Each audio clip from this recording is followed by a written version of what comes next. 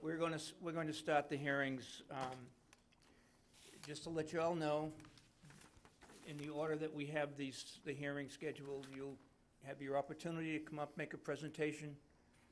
Sit here, identify yourself, please. After your presentation, the board will ask questions. And after we ask questions, if there are any public officials in the audience, give them the first opportunity to speak. Thereafter, any of those members here who are in favor may have the opportunity to speak. Anyone opposed will have the opportunity to speak. When we are through, if there's anything additional that the petitioner wants to add, they will have the right to do that. And then we will close the hearing. And after we close the hearing, we will take a vote. We don't have to vote tonight, but most of the time we do. We have 10 days, I believe, to vote one way or another. In any event, I would like the members to introduce themselves. Kathleen Muller. Dean Hedersted. Jim Hilliard. Al Donahue. Mike Capoli. Deegan Mayhew. And Shayla Delaney, Secretary. We are being videotaped this evening, cable, I believe it's channel 18. And if we could ask the first applicant to come forward, please. And who'll be voting on this tonight? Sorry? Who will vote on this? Yeah, okay. Good evening. Good evening. Greg Winston. There were four, excuse me one second. The five people here who were present when this gentleman made his presentation before will be voting tonight. Okay? Is that right? Okay. So, Go ahead, sir. But identify yourself, please. Gregory Winston, the property 4 Braddock Lane, Braddock Street now in Harwich. Number 4, Braddock Incorporated is the company. The Winstead Inn and Beach Resort is the property. We're seeking a variance or in the alternative a hardship for a trash shed that we had to replace. And at the last hearing, I presented you with all of the general information. Yes, you did. However, it was your request, so I went to my engineer and I had the engineers come out to the real estate and actually cite the shed so that you could see exactly where it is on the plot plan. And if you, do you have the We have, plot plan? we Okay. all have a copy of All it. right. Thank you. Then I would like to just point out to you, so that I could just exemplify the hardship that we're dealing with here. If you look at your plot plan, you'll notice at the top of the sheet there is Braddock Street. It was Yes. Braddock Lane when we bought the property 20, 30, 40, I don't know, years ago. Anyway, it's now Braddock Street, and you'll see there that it's 31.79. The frontage that we have is extremely small, given and that's the only access that we have to the lot. And what you see from Braddock Street to the beginnings of the sketch of the building is all the parking that we have for the guests. We have 14 guest rooms there, and we have 14 parking spaces. So access for a garbage truck to get in to actually pick up trash is impossible. And because we live in a small town and we don't get trash to pick up on the street, we have to take it to the dump ourselves. And as the years are taking its toll on me, I can't get in and out of the shed that was currently there, which is only this high. So the only thing that I could do was to replace it with a shed that was tall enough so that I could get in and out of it with wheels on my trash containers to get them into my pickup truck and take it to the dump. Not understanding, of course, bottom line is that I put in the shed, and then I realized that it was going to replace the existing shed, which you can see is also cited on this map. The existing shed is only about 4 feet tall, and it's part of the fence, and it's falling down. So bottom line is I am before you all tonight to request either And or. we will take into evidence our last time we were here and whatever you told us about the purposes. And I think it now we'll pick up, now that we have a plan that you've given us, that stamp, we can pick it up from there. Kathleen, do you have Any questions? I just want to clarify that we're looking for an additional, this is an additional shed, not a replacement? Well, of in the existing actuality, we'd shed? we'd really love to take the existing shed down, but it's part of the fence that's on, well, actually, the fence isn't. If you can see, if you're looking, I actually the went and dis- visited today. oh, okay, so you Got know. out of the car, yes. Okay, so then you understand. The existing shed, the fence is actually the back of the shed, Uh-huh, okay? The new shed is a freestanding, single building. Right. We'd like to take the existing shed down, but we have some issues with the abutters, which goes into legal and blah, blah, blah, which I probably shouldn't, I won't, there's no reason to get into it at all. But once the fence comes down and is replaced, the shed will go away as well. do you have any idea of how long that may be? Are we talking weeks, months, Well, you know, it years? would be absolutely wonderful if it could happen tomorrow. We were in court 3 times for the abutters at 16 Bank Street, and we won the first case with a summary judgment. We won the second appeal, and we won the first appeal and the second appeal. There's just a clause somewhere in documentation that one abutter years ago said to the other abutter that when we deemed it was necessary to take the fence down, we would do so. My partner and I were ready to take it down 3 years ago and replace it, but the abutters are not interested in doing that. The fence is falling down in places, and we've just sort of been patching it back together. We have a rather not nice relationship with our neighbors, and we didn't create it, but we have to live with it, so we're doing the best we can. So for the time being, the answer Yeah, is the question. both sheds? Yeah. Okay. I guess the answer is that the shed, yes. Thank you. Mr. Hedersted? How high is the fence? I would say it's probably, it's a standard 6 feet? 7 feet? It's, 6 or 8? it's, I would say 6 or 8. I never thought about what the height of the fence is. It's a board fence that we put up in 1989 or 88, and it goes board maybe 4 feet, 5 feet, and then it has lattice on the top, above it. So the lattice, so I think it's 7 or 8 feet. Okay. And that height runs the entire length that you see it on your plan here? Well, actually, Just past the old shed, the pre-existing shed, and then there's no longer a fence? you see oh, okay, so you're headed toward the water. If you're headed toward the water, you'll see the little dots, 1, 2, 3, 4, coming out of Braddock Street. That represents fence. So we have a neighborly fence with our abutters at 18 Bank Street, and that fence is about 4 feet, scalloped fence with roses growing on it, and that goes to about the corner of those 2 lots where you see the 1.13. That's the distance of the existing shed from the fence.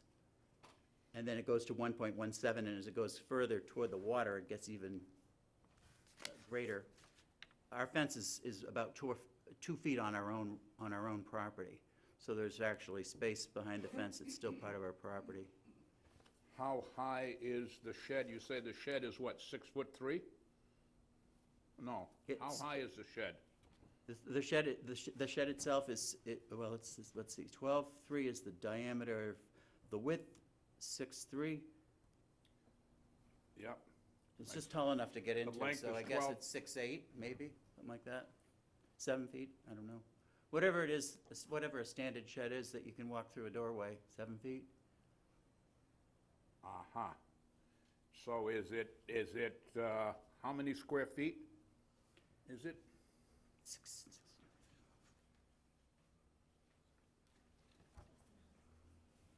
I'm a terrible math student, so don't ask me, but you can multiply 6 times 12.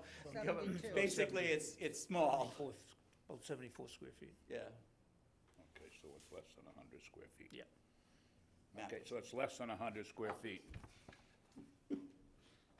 That's all the questions I have. The other shed is probably slightly larger in as much as it's longer, but not quite as wide. Is the pre-existing shorter than from a height standpoint Oh, than the yes, new shed? because the reason that I am replacing it is because I can't get into the low one. See, the low one's only 5 feet high, and I can't get in and out of it, you know, with my barrels. With your barrels? We put in trash barrels that are on wheels so that I can move them in and out because I can't get trash access to the street. Ah, So I have to actually wheel them out and get them onto my truck and take them to the dump. And the shed would only take a trash can about this high, and I can't carry When those you're anymore. looking at it face on here, it looks like that. I understand that, but I'm trying to figure out, I was trying to understand why you needed such a high shed versus the existing one. And, The barrels. So because of my excuse me, you see, ability- you cannot get the barrels in and out of the pre-existing shed. I can't get the barrels in and out, I can't bend down to get the barrels out, but the point is that the barrels that I have now are on wheels so that I can get them out to the truck more easily. So, okay, so currently, let's go back a minute. Currently, the pre-existing shed is the only shed you have in this particular location, and you do not put your barrels in it, because you can't get them in, right? Is that what you're saying? That is, I think that you're interpreting that correctly. The new shed is there, Dean. So the new shed is for the barrels. Yes. So what do you do in the meantime? Right now, we have 2 sheds. The new shed is existing. The new shed's there. Oh, the new shed is there. Yes, sir. Oh. Oh, They're side by side, just like you see there. so what's the basis of the request? Well, If he's but already got it up. it's up. But the question, I believe from the building Oh, inspector, you is weren't that, here last month. yeah, it No, I doesn't, wasn't here, so, We doesn't asked him con- to return with a plot plan Yeah. because we didn't have one last month. oh, I see. They wanted me to cite the shed exact location, so I had the engineer come out and, see, we had the site plan with the building on it and the existing shed, but we hadn't cited the current shed. okay. I see, okay. So, the new shed, is the new shed higher than the fence? By about a foot, maybe? Maybe a foot. So if maybe you're less. on the side of 16 Bank Street, looking at your property, you can see can the see about a fence, foot and of then it, you yes. see a foot higher is the Oh, new shed. It's about a foot, yeah. And how did it come to, well, who put this fence up, you or your abutter? Oh, we put it up. So this is your fence? Mhm. All right. And you made the back part of both of these sheds, so it's a three-sided fence, and you just moved it into the, I'm sorry, three-sided shed, you moved it into the fence.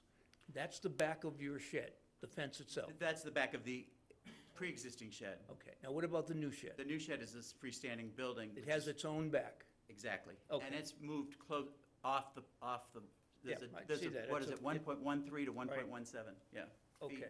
From Alright. the property line. Nothing's gonna change with respect to the use of that shed, you're still gonna carry the barrels in, carry the barrels out, put them in your car. I'm gonna wheel them this time, yes. Okay. Right? And the whole purpose behind this is because you cannot get a truck to drive into your facility on a single turn. Right, because, see, obviously, the time of year when we're generating trash is July and August, Yeah, and yeah. that's when the parking lot's full, and you can't get a truck Okay. in and out. Okay. So I have to take the trash myself to the dump. Okay. And what is behind you? I mean, as Braddock Street is in front of you, what's behind the building? Behind the shed, No, behind the building itself. The ocean. The ocean. There are the sheds, the ocean is here? that's the ocean. Okay, fine, Yeah. so that's not an out. Yeah, that's the beach. Okay. And you have parking spaces, I assume the required spaces under the zoning bylaw for the number of Guest rooms. individuals in the front. Exactly. So based on the width only of your lot, that's the only way you can put a shed, if you will, to put the trash barrels There's in. no other place. Where it Believe me, is. if there was another place, I would have, How long has the existing shed been there? since we occupied the building in 1985, Okay, 86, 85. okay. Now, that's a pre-existing, non-conforming shed. The entire, as I presented it the first Yes. time, the entire property's pre-existing And non-conforming. now, is there a reason why you didn't just redo the shed as it currently exists? And meaning, instead of having a new shed, is there a reason why you didn't take the existing shed and make it bigger? Because I didn't have permission to take the fence down. And get it. the existing shed is, the back wall of the shed is the Why fence. do you think you needed permission to take a fence down that is your fence and it's on your property? They're in the midst It of gets very litigation. complicated, but I can get into it if you'd No, like me no, to. They're in the midst of litigation. I right now with the understand. neighbors, so. Okay. The litigation's been decided, and we've won the case all three Okay, times. that- And we own the land on the other side of the fence. Okay. But there's a little clause in some kind of an agreement that some attorney Okay, found. I just wanted to, So it's against, we would love to take the fence down and replace it. As I say, the fence is in bad shape, and Yeah. we're doing the best we can Okay. to keep it. We have replaced the fence from Braddock Street all the way to that, where you see that 1.13. yeah, Okay, that is all brand-new fence from the street to that point. Okay, from that point down, it's the existing fence that we put up. Our neighbors, over the course of time, built patios all the way down the backside of their building and attached them to our fence, meaning they're encroaching on our property over 2 feet, in some places further than 2 feet. okay. All right. And that was the reason for the lawsuit. My last question to you then is, what you're requesting from us here tonight is a variance to allow you to maintain the shed that you've put up within the 5-foot requirement, Exactly. because it meets all the other elements of the bylaw, it's less than Except- 100 square feet. But Okay, it's not set back Yeah. 5 Yep. feet. It doesn't have enough setback. okay, fine, that's, go ahead.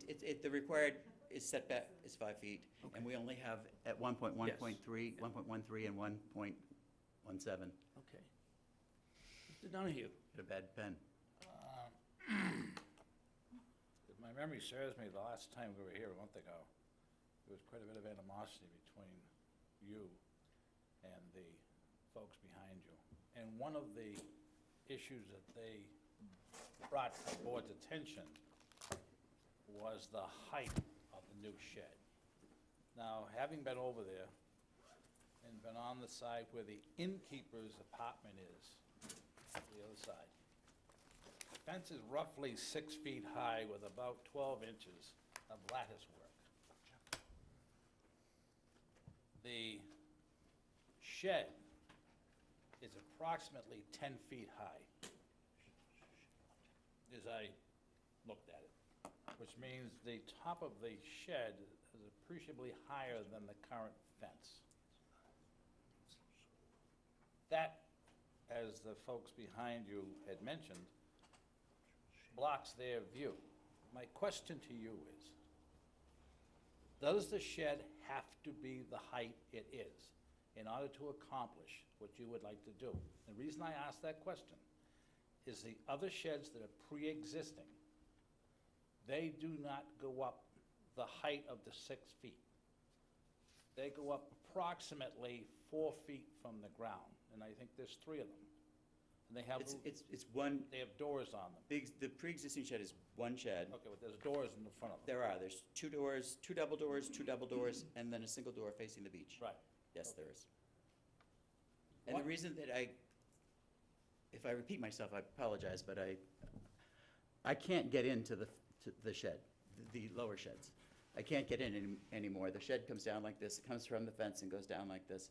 And I can't physically get in and out with the trash barrel that I have to have on wheels now in order to get it out. So I have a very definite hardship, and there's no other place to put it on the property unless I, put it on the beach and take my trash to the dump by a barge or something. I get all that. What I'm talking about is the height of that shed. That's, It's a the lovely reason that I shed. put the It new is shed a there is because I lovely couldn't get shed. into the There's lower no one. question about it. Yeah. That shed is approximately 24 inches above the fence. In direct view, May I say something? certainly, It just sort of upsets me that you're coming on to me like this. First of all, these people are living in what was a motel room, and they've evidently illegally put a kitchen in this room. Okay. It was room number Hold on 10. for a second, hold on. So, I mean, if We you're don't- telling me about what they please. see from an illegal apartment, I don't know. We don't want to get in, this is something, I don't either. nothing to do with this hearing, so. I agree. Please, just let Mr. Donahue finish. I'm sorry, it's just getting. I was just, because that was one of the issues, I was, my own information, why the shed could not be 8 feet high, accomplish exactly the same thing as the current one does because of the fact that the roof on the current one is not storage.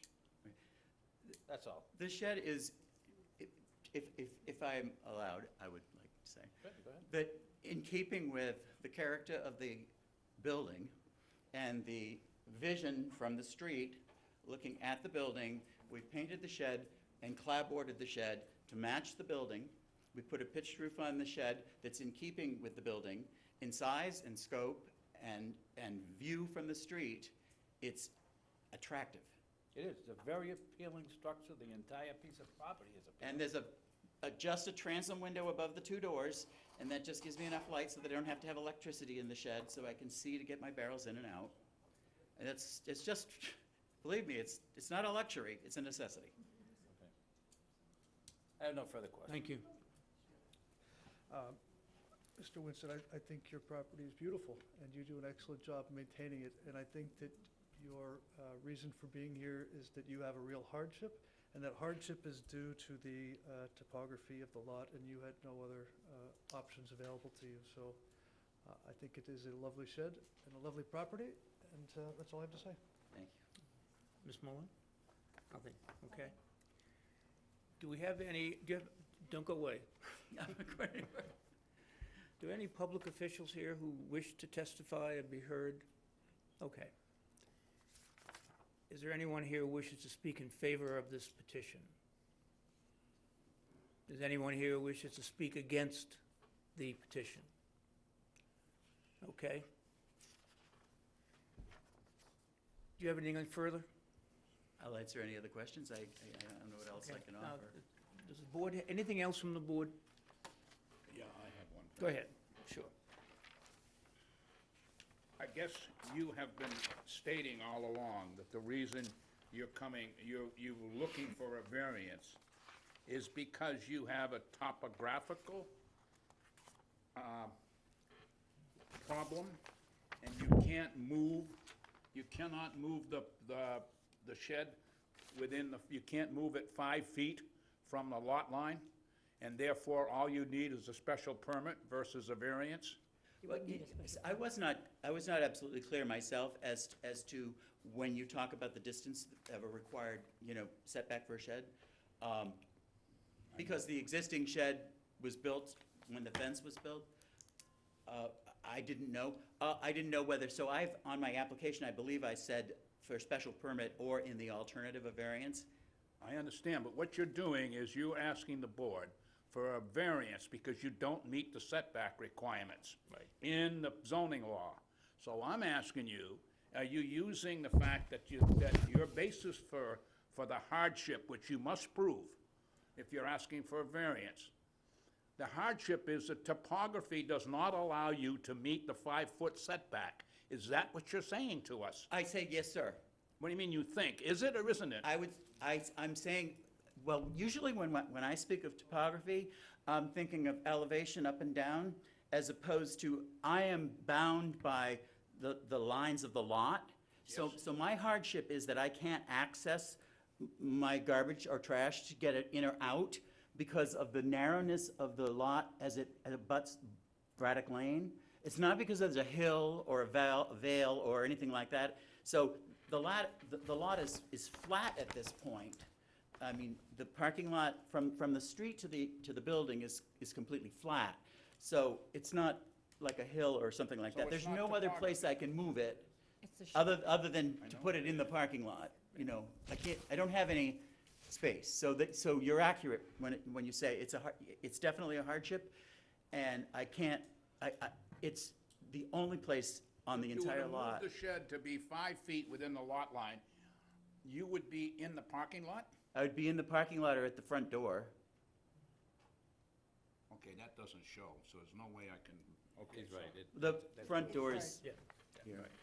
Okay. Okay, so I understand now. So what you're saying is, the way you've set the property up in your parking lot, et cetera, it's not the topography necessarily. It happens to be the way you've put your parking lot and the way you've got your shed located, the size of your shed, and where you've located it, because it's not topography, it's because of what you have existing there on the property, which is a parking lot, which prohibits you to move it, I assume it prohibits you from moving it 5 feet away from the property line. That's And correct. that's what you're saying. Yes, sir. Mr. Chairman, Go I ahead. have a question. Sure.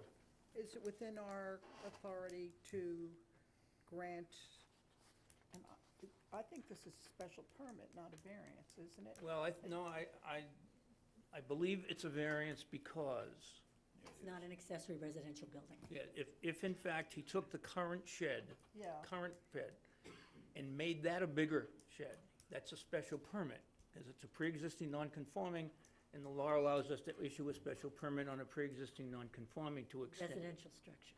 Okay. Well, these are residential rooms, are they?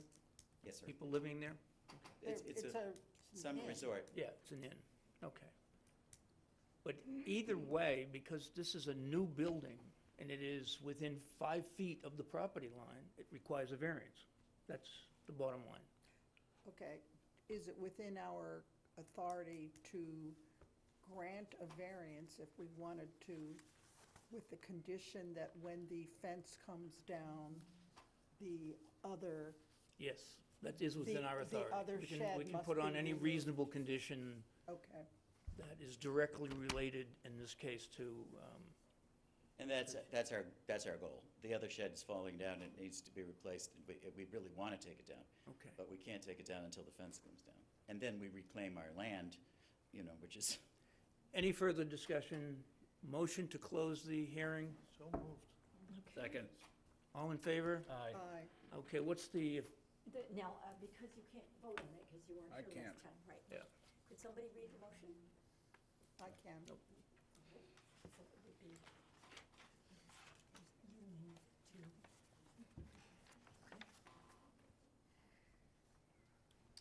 Board moves to grant the requested variance for an existing crash shed within the setbacks pursuant to the Code of Town of Harwich, Section 32518G and Table 2 Area Regulations as set forth in MGL Chapter 40A, Section 10, for the property located at 4 Braddock Road, Map 7, parcel F17 in the RH1 zoning district, the board having found that there is a hardship based on the shape of the lot, no derogation from the intent of the bylaw, and no harm to the public good.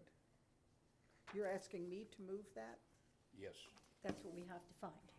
that's the motion. that's the motion, I would put the condition on Add a it. condition? okay? I would add a condition that the original shed must be removed when the fence is removed. Okay. Is there a second? Second. All in favor? Aye. Okay, so passes.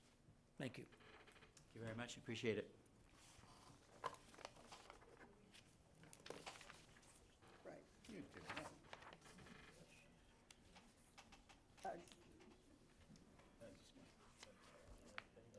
Jim, you counted me as voting in the affirmative on that?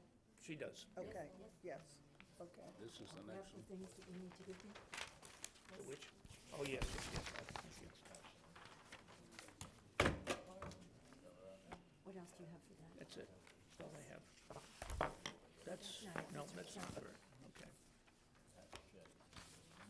Thank you. Mr. Rossini? Want me to read the next case in? Yes. Rocco Orsini, DeWitt P. Davenport, and Stephen Ashtino, through their agent, Attorney Paul Cardiff, have applied for a variance to construct a 3-foot 8-inch retaining wall within the setback for a leaching field of an approved septic plan. The application is pursuant to the Code of the Town of Harwich, Section 325, Table 2, area regulations as set forth in MGL Chapter 40A, Section 10.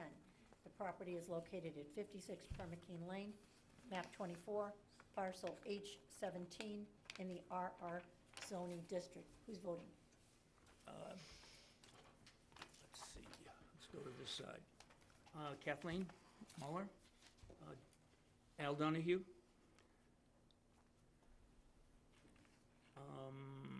Megan Mayhew? Mr. Capoli? And Mr. Hedestad. I will not vote. There are a variety of documents that have been made available and incorporated into the record. They've all been seen by the attorneys and the board, including a memo from the health agent and the conservation agent, a report from Hamlin Consulting from 5/17/17, and a letter from the Collins. They are the abutters from 52 Permakeen Lane. Would you please introduce yourself? Sure, thank you. Happy Halloween. Thank you. My name is Paul Tardif. I'm an attorney in Yarmouthport, and I represent the Davenport Realty Trust, who is the proposed purchaser of this lot from Mr. Orsini. So we are the petitioners tonight. The trust is, as I indicated, a proposed purchase of the lot. We've been working through the process to try and get a building permit to construct a single-family home on this lot. And I believe you have our plan there. You can see it is a very odd-shaped lot. It does contain 42,324 square feet and is currently unimproved. The lot does have wetlands which affect it in the rear of the property. You can see What's the those. percentage of the wetlands to the entire piece of property, if you know? I don't. I know it brings me below 40,000 square feet without the. Okay. with the wetland. Besides the wetlands in the back, there's also just an isolated area of water accumulation. It's more accumulation from the road runoff than anything. And also is, we believe it was a sand pit for the neighboring bog. And so people scrape that down to hit groundwater. So that's what brings up some of the water on the property. But that area is about 4,000 square feet, so it doesn't fall under state jurisdiction, just the town jurisdiction, over 3,000 square feet under the bylaw, so. The house, as you can see, is positioned on that plan, and it's positioned in such a way so that it complies with the setbacks, all of them, and from the wetland as best it could. The septic system has been designed and also placed in the lot so as to protect the wetland. You can see that is on the southwesterly portion of the lot. Are your plans in colored as well? I think you have, no. It's located in the southern part there. You can see the septic, the tank, the leaching tanks are down there. This really is the only place we could put the septic system with this plan. If you look, you have the 100-foot limit from the edge of the wetland. If you look at the very lower left-hand corner, you'll see that 100-foot designation, and you see that blue line that goes up. Basically, it's the only section of the lot where we aren't in the 100-foot from wetland. So that was where we decided that the septic tank had to go, and thus it had to go into the setback, the 20-foot setback. When we went to the Board of Health with this, they did ask us to surround that leaching area with a retaining wall, and that was mostly to keep that type of soil in that place so it wouldn't run off. Unfortunately, that retaining wall sticks out about 3 feet 8 inches above the grade, or well, anyway. And that constitutes a structure under the bylaw, under section 325-2. So that is the purpose of our request for the variance tonight. As you know, variances are governed by Mass General Laws, Chapter 48, Section 10, and this board has to look at the three-way test. The first prong is that owing to circumstances relating to the soil conditions, the shape or the topography of the land, the zoning district in which it is located. So first we have to find one of those factors. The second is that the hardship, the petitioner would have to suffer a substantial hardship, financial or otherwise, as a result of those conditions. And third, that desirable relief can be granted without substantial detriment to the public good, without nullifying or derogating from the intent or purpose of the bylaw. And I believe in this case, we meet all three of those criteria, and I'll go through them. First of all, and you can tell from, I think you can tell from the plan, but I also brought this one just in case. You can see here, Yeah. it's noted in green, the shape of this lot, which is unlike any other in the neighborhood. And you look at the lot, and again, if you add setbacks and the wetland designation to any part of this lot, you'll see that it really makes it difficult to do anything with that lot. Second is the wetlands itself, which eliminates the use of a lot of this lot. Wetlands are a basis for soil in a variance criteria. There's at least one case, Campbell versus Rockport, that held that. So then I also, looked at some of the comments from Amy Usowski, the Conservation Administrator, who also looked at this. And she said that this is a wetland that affects, that does not affect other properties in the area, but rather just this lot. And I think, we're also looking at that isolated wetland in the middle. It's just very different. It's not like that in other lots. This was scraped down, and therefore you have this, this pool there. So I believe at least the first criteria is met. Second is the substantial hardship. The lot was originally permitted to construct a home on it in 1999 when an order of conditions was issued through a series of, and the Hamlin letter that you have describes this going back to 1999, and continuances through the DEP on a superseding order, and every 3 years, back and forth, until the Conservation Commission decided to take another look at it. There was a lot of questions being asked about the lot, whether it could be used for other purposes, whether it could be donated, whether it could be sold to the town. None of the evidence that was revealed allowed this property to really be worth much more than an unbuildable lot would be. And I know that if this lot is unbuildable for that purpose, that, I think the assessor's office, I think they pick it at a random number of $8,000. It's worth a lot more as a building lot. If we can't build on here, there's not really a lot we can do with this lot, even though it is zoned in the RR zoning district, which allows residential lots. In fact, there's lots on either side of it. Desirable relief can be granted without substantial detriment to the public good and without nullifying or substantially derogating from the intent and purposes of the ordinance or the bylaw. As I indicated, it's an RR zoning district, which allows residential structures. So that's what we're trying to do here, just a single family.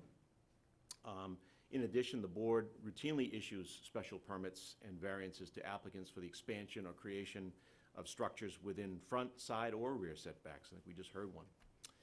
Plus, in this case, the purpose of the retaining wall is to protect the wetlands and the neighboring properties, which is certainly the intent and purpose of the bylaw as well. So, in this case, I think all three of the criteria are met. We do plan to dress up that wall a little bit with some ivy, just to dull it down a little bit.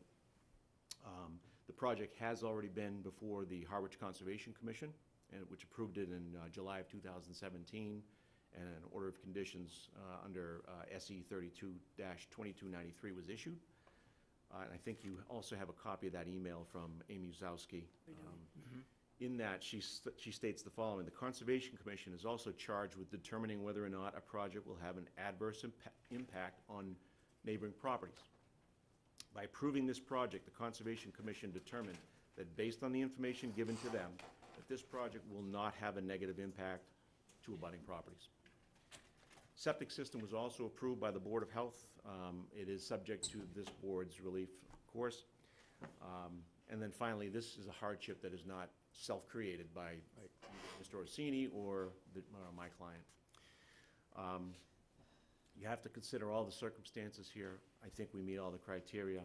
If you have any questions, Mr. Davenport is here, and I'm here for questions. Okay. Thank you. Thank you. Ms. Muller? I have no further questions at this time. You're up. Looking at your drawing here, or your septic system site plan, I'm having difficulty trying to identify exactly where the wall is. does it run along your lot line? I, Could I bring this plan up to you and show, is that allowed? yeah, is it way down, is it here? Yeah, the 4 Yes, foot. sir. It's all along there? It's, That's what, okay, that's what I Yes, thought. it And is. is it here? it's just, this is the lot line right here. Right. So it's right in the setback. It doesn't go It's here? Well, it's probably, part You're of gonna it. have it here, I assume. Yes. it's- Yeah, because you yes. get the drop off. Oh, you Okay. mean the wall? The wall goes completely around this. The wall goes completely around? Aha, thank you. This has already been approved by the Conservation Commission, it meets the requirements? Yes, sir. I have no further questions. Thank you for your presentation. It's pretty clear. The only question I have is that on your, part of your application on the sheet, which shows all the dimensional requirements, I don't understand where it says side yard setback, which requirement is 20 feet, existing is 0, proposed is full plus greater than 20. Explain that to me. Yeah, there's two sides, so one Yes. is greater than 20 and the other one will be at 4 feet. Now, we're talking about sides of where your building is going to be located on the lot. Well, this is a structure, and it's, the front setback will be on your street, and your side setback will be running on that side. And this, we're talking about not the house, we're talking about the wall. The retaining wall only, Retaining that's wall it. itself. The house, by itself, the house meets Okay. all the All right, requirements. just wanted to make sure I understood that correctly. No further questions. Thank Mr. Donahue, I have no questions. okay. Is there any public officials in the audience that wish to speak and be heard? Is there anyone in favor of the petitioner? Is there anyone opposed to the petitioner? Yes, ma'am. Would you stand right here and give us your name and your address, please?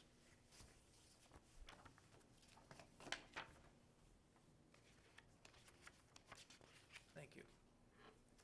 Good evening, ladies and gentlemen. My name is Claire Collins. I reside at 215 Grove Street, Newton, Massachusetts. However, as I'm sure you can understand by my last name, I am the daughter of Dr. John and Dr. Aliki Collins, who are the owners of 52 Permakeen Lane. I'm here Is speaking. that, are you a direct abutter? I'm not actually an owner. I'm sorry, your parents? They are the direct abutters. Okay, Thank you. thank you. I'm speaking on their behalf Yes, tonight. that's fine.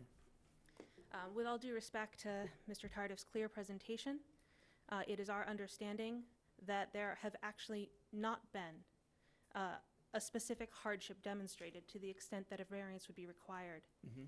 The plans as submitted to the Conservation Committee and before this very board do not include the entire lot. Lot H17 was combined with another property to the other side than lot of 52 Permakeen. For our understanding, there has been no analysis done as to whether or not the leaching field or septic system could have been placed in this new part of the property.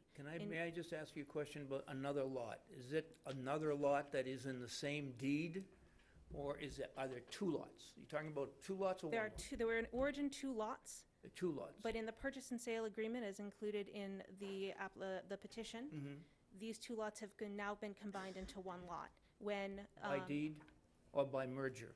I believe it is by deed, but I'm not the Okay, the we'll get a expert chance on to, this. okay, sorry, continue, please. I'm not sure if any of you have the petition or statements made by the Collinses sent in. In it, they've included a very recent map that shows the new or the current boundaries of this new lot, or the lot as it exists now, which is not the boundaries as is shown in the plans that were submitted before this board. So, first and foremost, there is at least a little bit of misinformation or lack of communication, and because of this, it is our contention that there is no demonstrated hardship because there's an alternative place, potentially alternative places to put the leaching field and the septic system. The second point that we would like to reiterate, and this was also documented in the petition as submitted to, not the formal petition, but the comments as submitted to this board on October 25th of this year. The actual topography of the land, if the septic system was placed in the area that it is placed, and with the additional weight that a new built structure would have on the land, would cause significant damage to the property of 52 Permakeen. The septic system and the retaining wall as proposed is extremely close, within 4 feet of the property line between 52 Permakeen and 56 Permakeen. As we have already stated, this wall is at a slope. We are afraid that if there is extra weight added to this slope in a place where the land is very sandy, extra runoff water would have a severe threat of erosion and possible subduction. This is the place where the driveway from Permakeen Lane all the way to 52 Permakeen, the house, exists. If this area was to be damaged, if it was to subduct, if it was to erode, this would negate the ability of the Collinses to use their driveway, and use clearly falling under the reasonable use, under any understanding of reasonable use. This is not speculation. This is simply looking at the land as it exists and understanding that after a rain, this land does fill up with water, a lot of water. And actually, as Mr. Tardif said and pointed out, there's a lot of water accumulation, not just from the wetlands in the rear, but also in the center of the lot. If there is more of this lot paved and more weight put onto it, this takes away places where this accumulated water can sink into the ground, creating more water runoff. The topography of the land as it stands would indicate that that runoff would go towards 52 Permakeen Lane and along the property line, creating a channel of water that would not only erode at the place where the driveway is, but go all along that part into the Andrews River and into Saquatucket Harbor, potentially, for at least 52 Permakeen Lane, taking away plants and other sorts, trees, other things that could prevent erosion, and also necessitating stormwater damage, potential stormwater damage that would need to be addressed by the Collinses. So this is not only a use, potentially damages the ability of the Collinses to use their property, but also could actually end up having significant financial consequences for the owners of 52 Permakeen Lane. In addition, although Mr. Tardif has graciously offered to dress up this wall in some particularly fine ivy or whatever, it remains a giant wall. If one stands on Permakeen Lane and looks towards 52 Permakeen Lane, and this is an image that, or a demonstration of an image of which is in the packet, one looks towards Permakeen Lane, square in the middle of that will be this wall. It is the only house in this whole neighborhood that will have such a wall like this. This potentially, certainly, diminishes the curbside appeal, and if the abutters, the Collinses, wish to sell or rent this property, it will diminish their ability to get a fair value for this property. Finally, I just would like to say that according to the note as submitted from the Conservation Committee to this board, which Mr. Tardif read, they said in there that there would be no damage to the neighboring area. But they put that with a deponent clause, a little caveat in there, that said based on information given to the Conservation Commission. The Conservation Commission has not seen the dimensions of Lot H17 as they exist. the Conservation Commission did not consider the question of subduction of the driveway, and did not consider the potential changes to the topography once a house and a paved area is placed on this lot. We oppose the granting of this variance. There's alternative locations where the petitioner could put a leaching field, and if it put in the place where it is currently proposed, it would cause significant financial damage to the abutter's property, and it would reduce their ability to use their property in a reasonable fashion. Thank you. If you Thank have you. any questions, I'd be I happy do. to answer. Have you done any engineering work to determine, you've made some comments about drainage and some overflow, and whether or not the wall is sufficient or is safe. Have you had any engineering work done on the site to present to us that this is not a safe process? I'm going to turn this over to Dr. Aliki Collins. Okay, wait a minute, please, let me just, I have another question. No. So I personally have not done any. I have No, not I don't seen mean any. personally. No. Have you had any engineering work done to back up the statements you're making about what would likely occur in the event the variance were granted? We have not had any engineering Okay, work done. All right.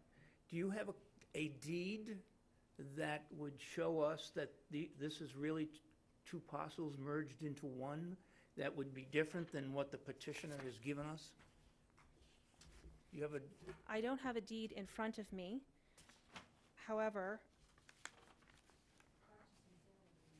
in the purchase and sale agreement. Yes. I'm trying to find it.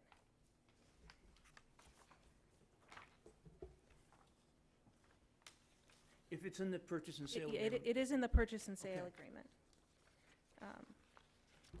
Okay, that's fine.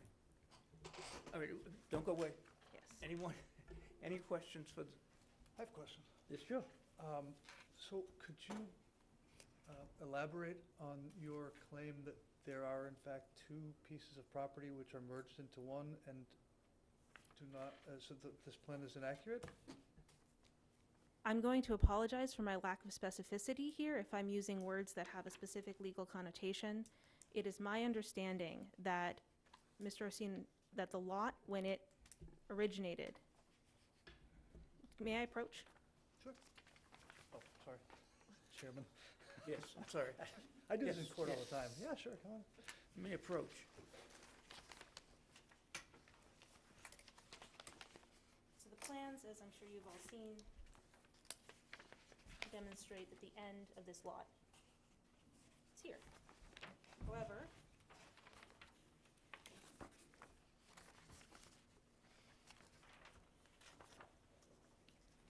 this map, which is from the Harwich Town website, printed out on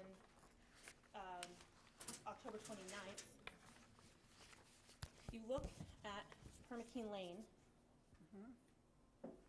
this here does not match up with what is displayed here. There's this extra section there, But, which is not on this map. So, I'm sorry, I think I misunderstood your comment. Were you stating that there were, it was my understanding you were saying that there were two lots that were actually merged into one or combined into one? So again, I don't actually know about the specific process by which this lot changed shape, but this, as it exists right now in this current lot, as was available to us online, does not match up in the map as it was shown. So this winged lot that we saw that Mr. Tardif showed us outlined in green is not the complete lot? I actually don't know what Mr. Tyler showed you. I don't know what you're looking at.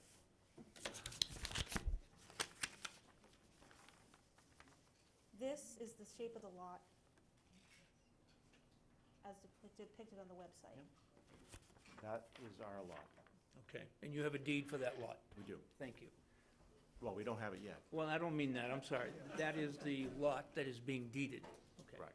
Thank you, Thank you. thank you. No. Not, okay. Being deeded. What does that mean? That is the lot that is being Well, deeded? that's, Well, we haven't bought it they yet. haven't bought it yet, it's subject to the variance. Is there some other part of the lot that's not being, There's another piece that we're purchasing, 2 separate deeds. They're 2 separate deeds now. There's no merger. We don't have to merger. There's been no merger by lot. There's been no merger by plan. Okay. What the assessor's office does is their business, but I can tell you that the other piece is completely within the 100-foot wetland. There's nothing you can do with it. Okay. I can't put anything on it. There is no part of that lot that's not in the 100-foot buffer, According to whom? according to our engineers. I asked about the deed. I mean, you've made a representation to us, and we're more than happy to take that into consideration. We need something in some form of evidence that we can rely on. The petitioner is saying it's one deed, one lot, and he's made a presentation to us with this plan, and we have to rely on that unless there is evidence that is strong enough to overcome this. Then I guess my question is, do you feel like there's a need to go out and see if what the petitioner has brought before you is indeed the truth? We don't. If there is. No, I can't agree with that. It's not that we don't have, we take at face value what is presented. We visit the site.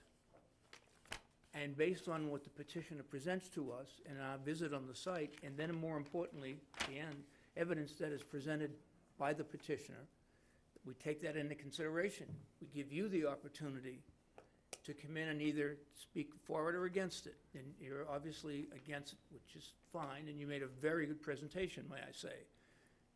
However, we have to have something other than an allegation of what you believe, and it has to be in the form of either some engineering work that was done to determine how the flow of the water is going to go, or the drainage, or some form of a deed or evidence that this is a merged lot or will merge, or something of that nature. That's all I'm asking. No, and I completely understand, and I appreciate your remarks. Just a second. As you can see, one of the owners would Yes. like to speak about this on the engineering issue. I really would like her to. And I guess I am also a little bit confused about the shape of this lot. This 2 pieces of land, which on some plans, again, plans that we took off the city website, look as if they are now functioning as one parcel of land. We're going to This- give Mr. Tardif the opportunity to explain that to us as Okay. well. Okay? Would you like to do that now, or would you like? Let's Right. hear from So- proponents and opponents. All right, this is Dr. Collins. Dr. Leakey Collins, thank you.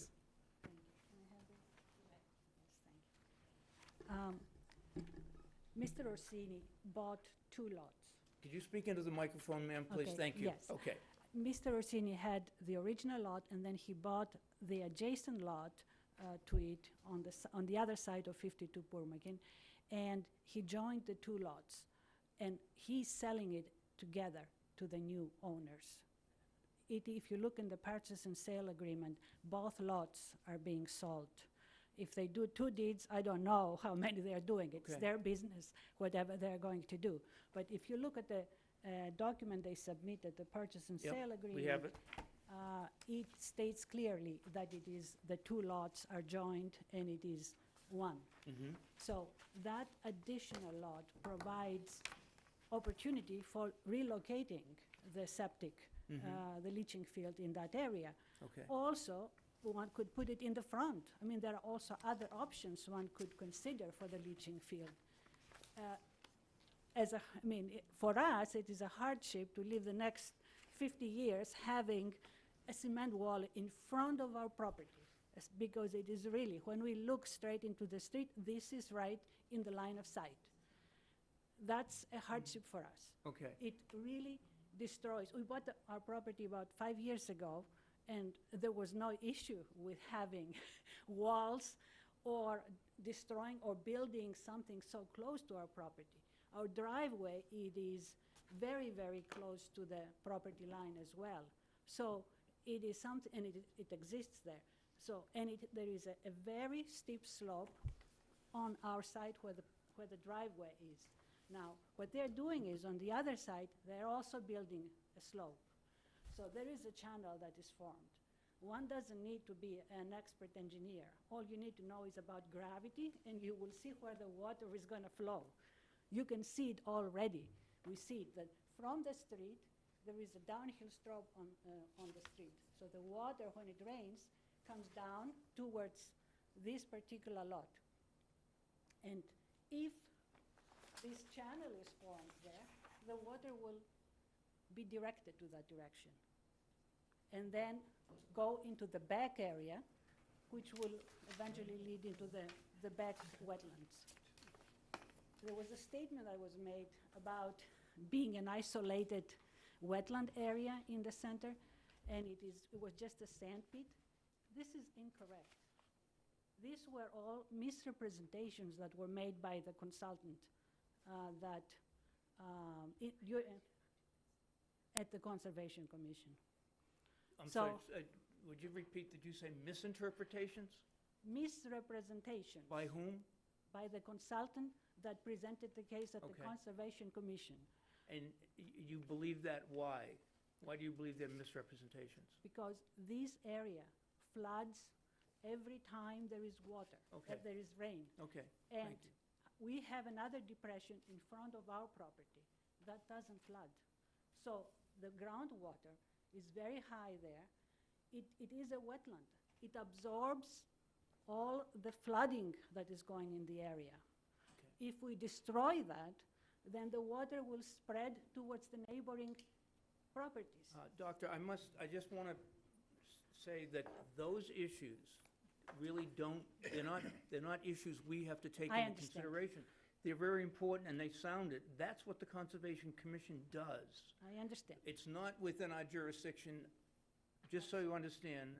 I understand. I This, understand. a variance by the petitioner I has to absolutely. be argued and has to show us evidence of why under the statute a variance could pertain.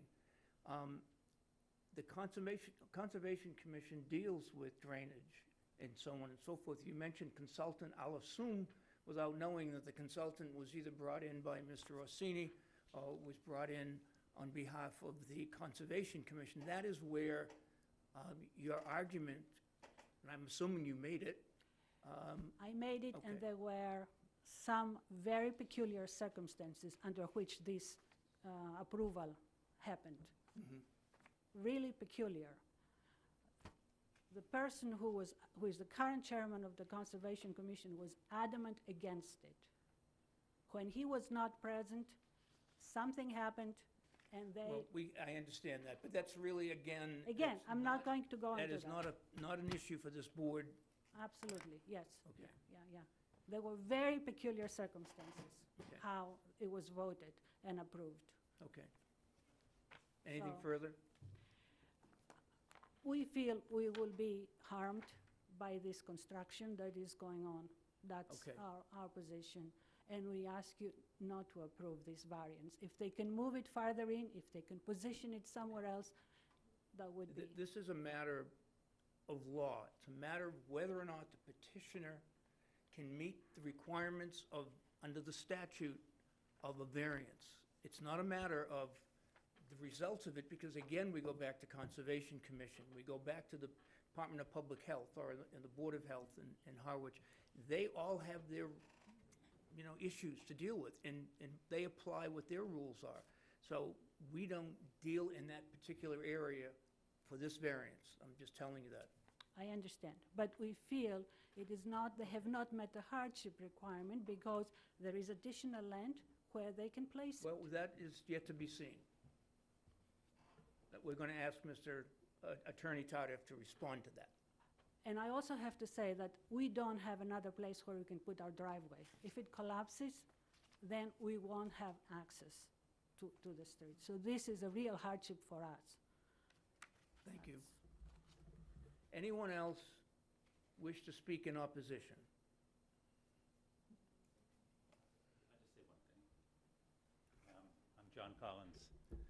I'm John Collins. I'm also, I'm the... Dr. Collins, is that correct? Yeah, yes. Thank you. But, listening to the previous case was interesting because there was an existing building And the variance was granted based on the fact that there was nowhere else to put this shed. In this case, there's not an existing building as of yet, all right? And when the first, I mean, the original owners, to my understanding, were McKenna of this piece of land many years ago. And I believe McKenna sold it to Mr. Orsini, that's my understanding. And in those early years, I don't have the map with me, but there was a proposed structure there with a leach field that did not encroach nearly so much. If they would have required a variance, it wasn't to 4 feet, it probably would have been to 17 or 18 feet, or maybe no variance at all. And so my question for the board is, and for Mr. The people who will be building the house is this the only house that will go there, or is this the one that's going to make the most money for you, right? And if it makes the most money for you, that's fine. I have nothing against that as long as it doesn't hurt my property at all, right? And so there very well could be another design where the leach field is, you know, within reasonable limits from the wetlands. And maybe the house isn't going to carry the profit it would otherwise. But frankly, that's none of our business here, how much the owner makes or does not make out of this.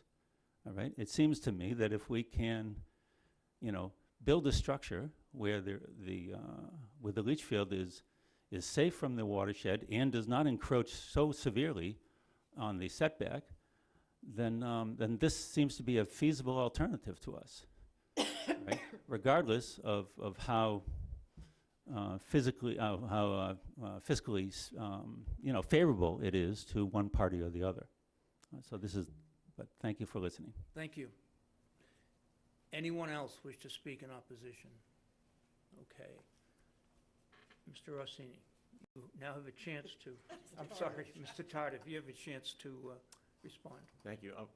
These are 2 lots. These 2 lots came into Mr. Orsini's title in 2 separate deeds. They remain in 2 separate deeds. They are not on one plan. We presented one of these lots to the Conservation Commission, Okay? to the Board of Health. This is the lot, this is the plan, stamped and sealed. Yeah. The other parcel is unusable, The other lot. the other lot. And that's that long neck, okay? If you see the little foot on the end of that, that is on Permakeen Lane also. It's the curve on Permakeen. Yep. Okay. Why is that significant? Because if you look back at your septic plan, and you look in the circle where it says Permakeen Lane, you can see the 100-foot from the top of the wetlands in the street. This lot curves back behind it toward the wetlands. Okay. It's unusable. Okay. It's completely unusable. It's 40 feet long, 40 feet wide, and although it would comfortably take a septic system physically, it can't be placed within 100 feet of the wetlands. If you look back at this, I drew on. Yeah. This is the lot, okay? The yellow line is your wetlands line. I drew in the blue line, I don't know if you can see it. I drew in the blue line. Yeah, I see that. That section right here is the only section that's not within the 100-foot wetlands. That is the only place we can put that septic system. That's it. And And where it- is that in relationship to the proposed structure that would be built? The structure's, That is the structure is right next to it. Well, the Yeah. structure that you propose that we're talking about today is the Right, wall right. that surrounds it. Right. And that's only a Board of Health requirement to protect it. You also look at the house itself. You can see a portion of that is slab. You can see Yeah. it even it's marked that way. And that's because you can't have septic components within 10 feet Mm-hmm. of any structure. So what we do is we use a slab that keeps it away from the house itself. So I understand their concern. They've had a lot there that is undeveloped for a long time. But it's time for this lot to be developed, we hope. The driveway of the neighboring property is, I'd say, 4 to 5 feet higher than the grade where this septic system will sit. With the 3-foot, 8-inch wall protruding above the ground, it will still be lower than the driveway next door. And you can see it on the plan. Conservation had it, and Board of Health had it as well. You can see the elevations there. It slopes down from 15 all the way down to 11. And on the pictures on page 11 of their submission, the Collins submission, you can see how this is their driveway. This is where they propose, that's their rendering of what that's going to look like. You can see it slope down.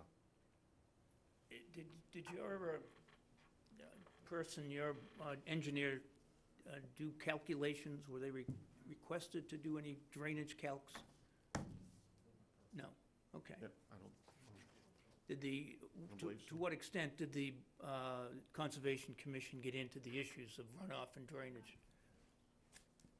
I was not there, so, Okay. yeah. No. But we also have, That's, they issued you a order of condition? they did. Okay. They did. Board? Yeah, I was got another comment. Okay. There's no question, you are within the 100 feet, and I assume you are not within the 50 feet.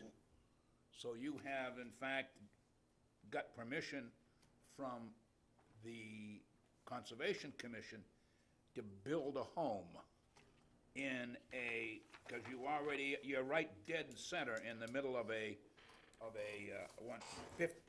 from the 50 feet to the 100 feet. You're in the dead center of it, which says to me that you had to provide some benefit. And what was that benefit you supplied to the Conservation Commission to be able to build, which is part of this deal, if you will? It's not just a septic system. The house that you've got requires a septic system there because of the way you've got your house and the lot the way it is. But you also had to get permission to build the lot, to build there. What did you give to do that? I'm not sure if and you mean like other types of plantings or things like that? Right. The plan would have shown it. It doesn't. I don't believe we had to give anything. Okay. Really? Have you been before the planning board yet? Do you need to go to the planning? Okay, fine. Okay, so the Conservation Commission has only looked at this from a pure septic system standpoint of view and putting a septic system there, regardless of where the house is gonna be. They could care, you haven't gone through that yet, have you? The Board of Health? Yeah. The Board of Health looked at this plan and approved it. The Conservation Commission looked at this plan and they approved it on their This regulations. plan for the septic system only. Well, no, we had other plans, but they've already reviewed this set of plans. Nothing has changed. So you're not looking for a variance for the house? No. No. You're not looking for a variance for the septic system, you're looking for a variance to put a retaining wall within, well, the septic system is within how many feet? 4 feet of the lot line? Well, it's 10 feet of the lot line, but it's allowed to be there and it's not a structure because it's underground. Oh, I see what you're The saying. wall It's surrounds within it. 10 feet, so, but you put the retaining wall further away than, I got you. I Correct. understand what you're saying now. Okay. All right, so, I'm surprised. I really am that you would, that you have all the approvals, I guess, necessary to build a home, what you said, they had a 3-bedroom dwelling, et cetera, and make a variance for the septic system.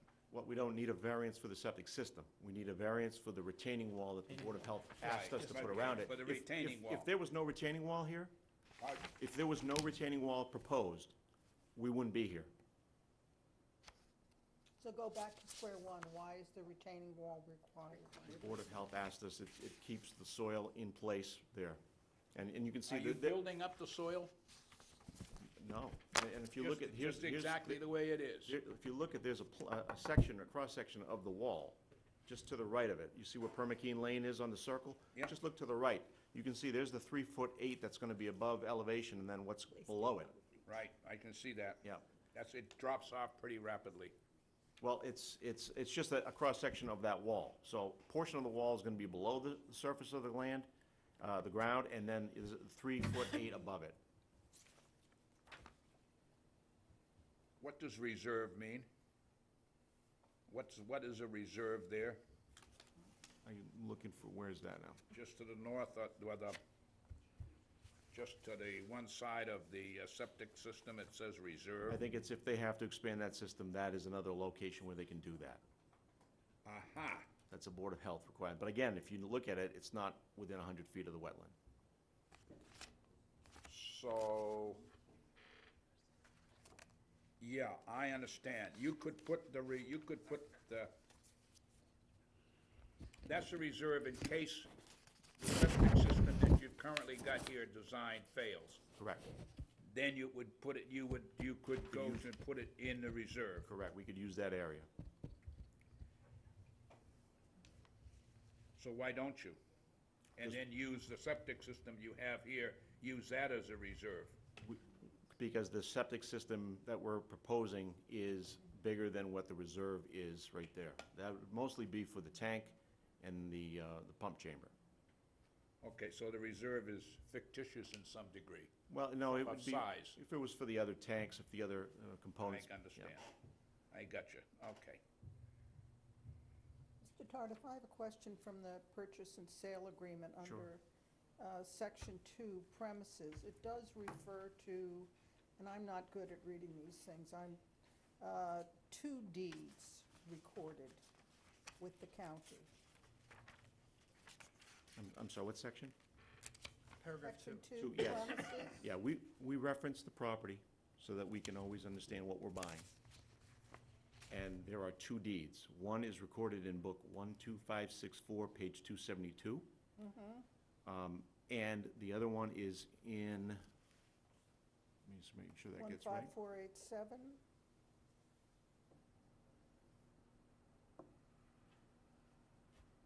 Correct, and then there's two separate lots shown on two different plans. Each of those lots is on a separate plan from each other. So is only one of the lots represented here? Correct, You're buying two lots, correct, but you're not combining them. correct. Where is the second lot on this map? It's, I'll show you generally where it is, if I could come up. Sure. I'm sure the mic's gonna pick me up. Again, assuming this is Permakeen here. Right. This This is it, right, This is the other lot, this curve right here, and this is Where does that go related to this? right here. This is Permakeen. So Oh, this it's is over Permakeen. here.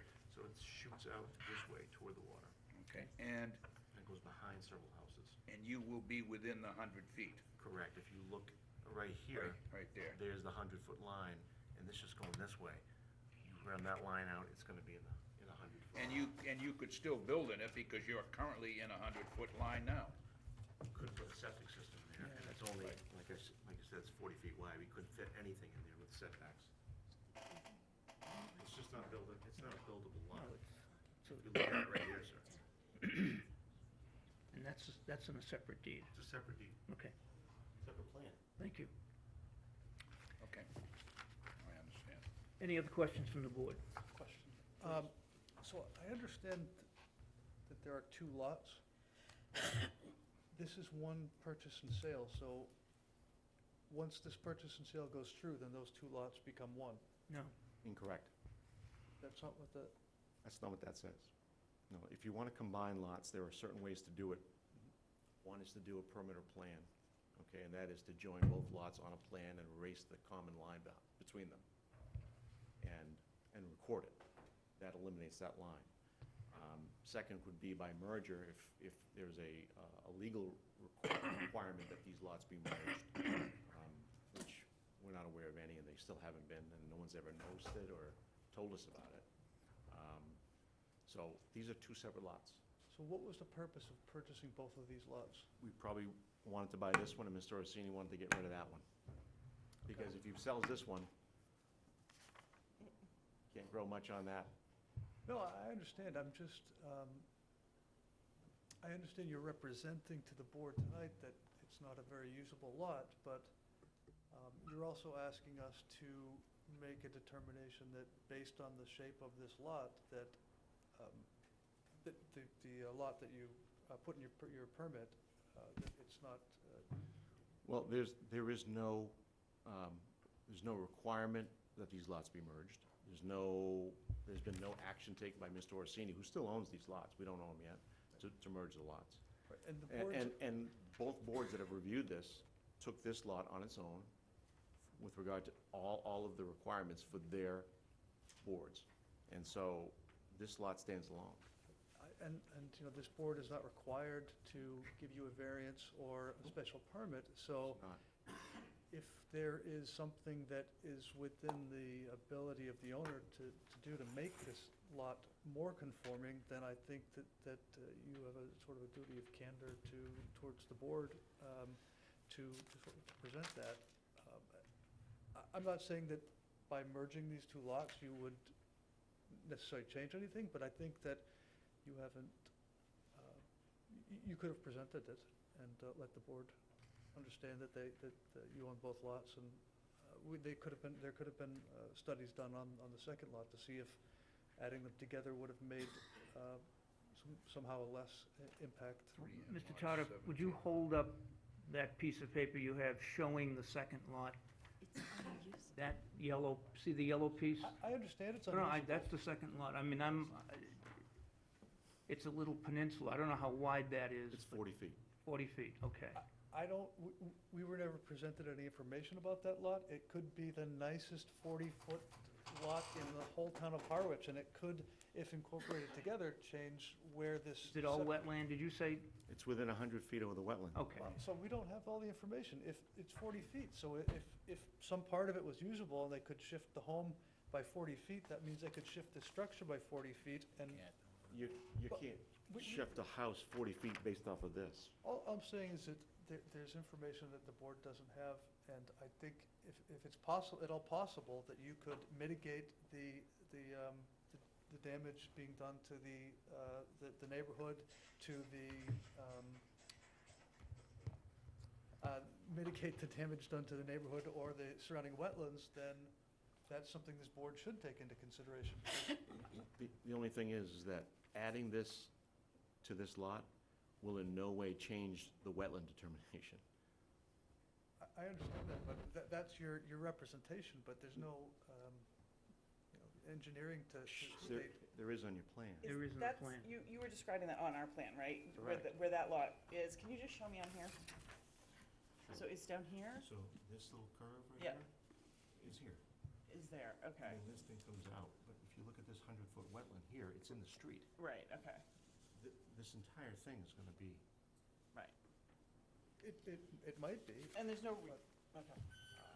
The Conservation but Commission this, didn't but this consider it. property is not even before this board. I understand that. It but isn't before the board, it's- that's correct. It's not before the board, but they're buying both pieces, so what I'm saying is they're asking us to give them a variance from the rules, and we should be asking, is there something they can do on their own to either not need our variance or to lessen Right. the impact? And I think, I understand they're two separate pieces of property, but they're looking to buy them both with the same deed, which is before this board. So if they have the ability to mitigate damages, and they're not, for whatever reason, I don't know what the reason might be, then I think that that's something that needs to be considered by the board. What damages are you referring to? Well, they're potential damage. I don't know. Okay.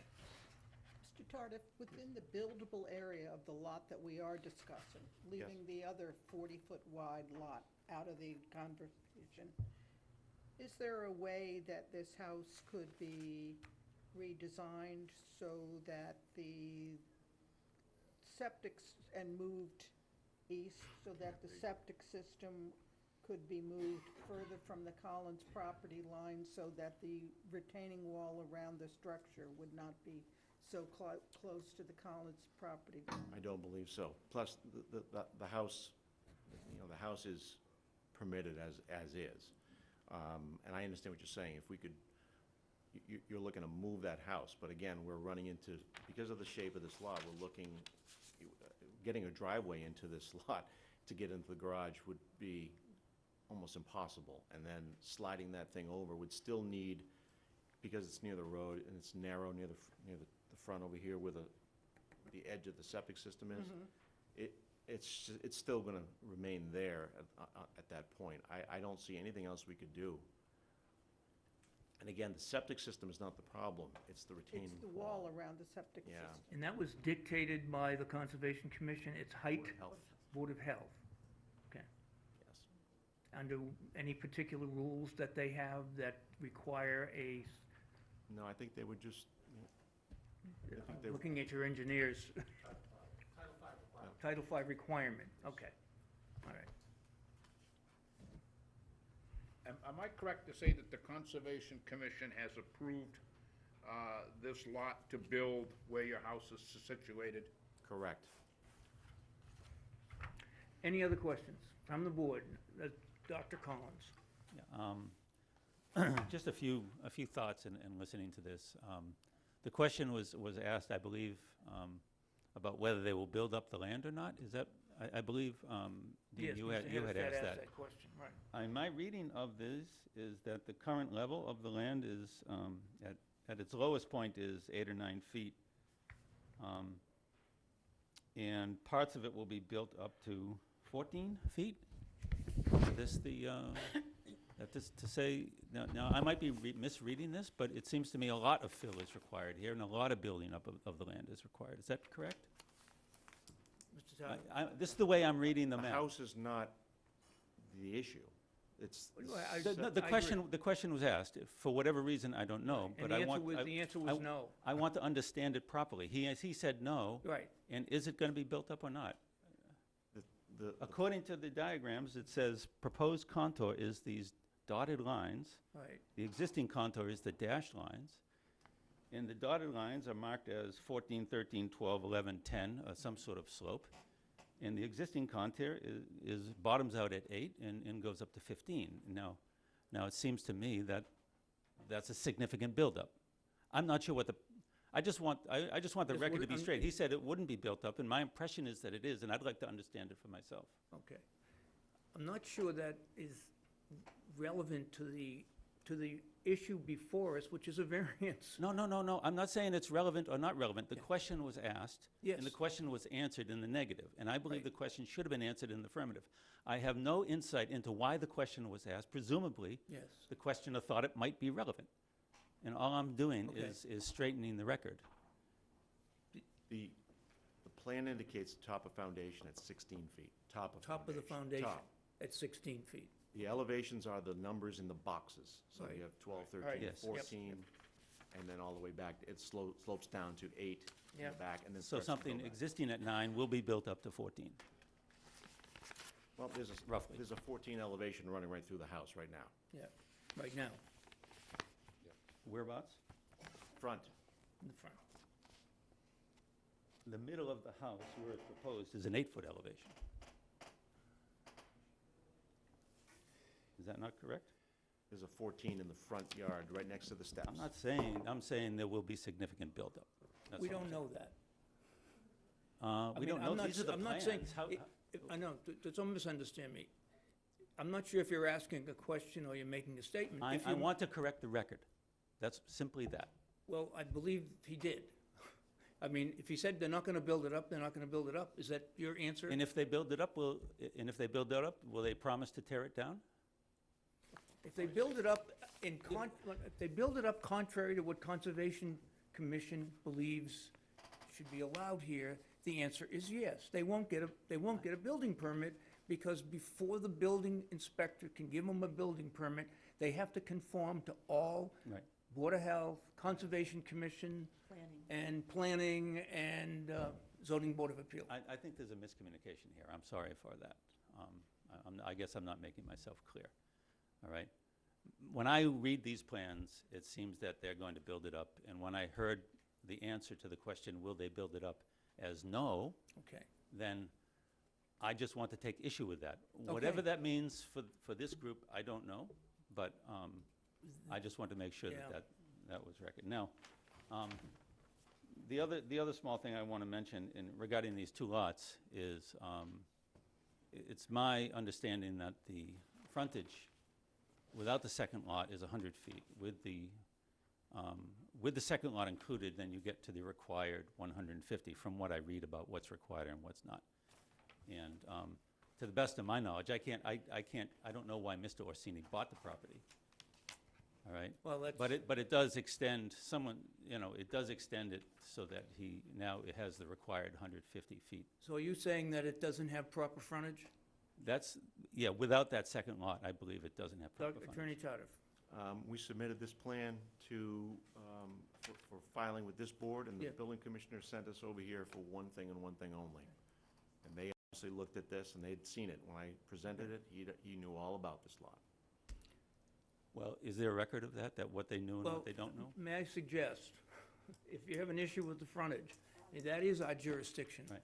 However, the building inspector has already looked at those plans and has denied the plans based on only the wall, not on the frontage. The building inspector has said this meets all dimensional requirements.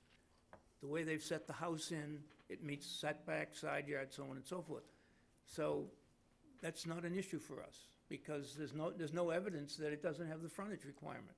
Well, I'd like to hear Mr. Tardif give us a yes or no answer to the question of, does the piece of property have frontage of 150 feet without the other 40-foot strip No, included? it has 100 feet, It has 100 feet. correct. Is that a pre-existing non-conforming? Could be, and that's probably what he said about it, because he looked at this Yeah. and looked at all of our building plans. It's even noted on there which plans he looked at. So it's a lot that's existing and pre-existing It was constructed. Pre-existing it- non-conforming It was created prior to the lot changes in zoning. is one that was legitimate and legal at the time it was designed, but zoning has passed it by and has required greater area, but it's grandfathered. That would be the, Yeah, I understand. okay. I understand, yeah. Well, the last thing, and then I'll just say, is just remind the board that the house isn't built yet, and any way to mitigate it, Yeah. the setback would be greatly appreciated, right? Close the hearing. Yep. Anything further? Okay. Motion to close. Make a motion to close the hearing. Second? All in favor? Aye. Okay, what is the board's flavor?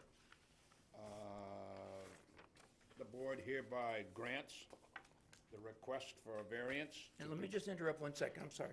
I just want you to know, when the motion is read, it doesn't mean the board is approving anything. It's a motion. It has to get 4 out of 5 votes in order for it to pass. If it doesn't get 4 out of 5 votes, it doesn't pass. So we're not, what Mr. Hedestad is saying is, that's the motion.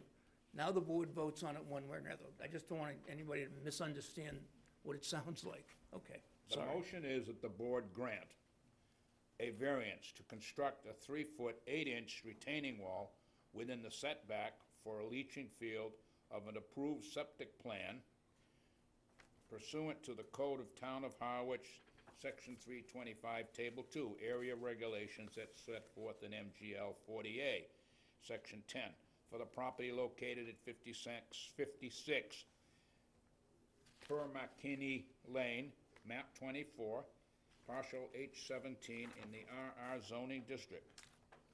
The board has found that there is no hardship, that there is a hardship based upon the shape, size, and/or topography of the lot, no degradation from the intent of the bylaw, and no harm to the public good. And all of the documentation submitted with the application is also to be put forth in the motion. Is there a second? I'll make him a second. A second. All in, You, okay. All right. I'm not voting. All in favor, please raise your right hand. 1, 2, 2, 3. No? No.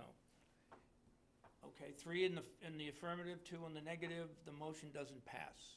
The variance is denied. Thank you. Thank you.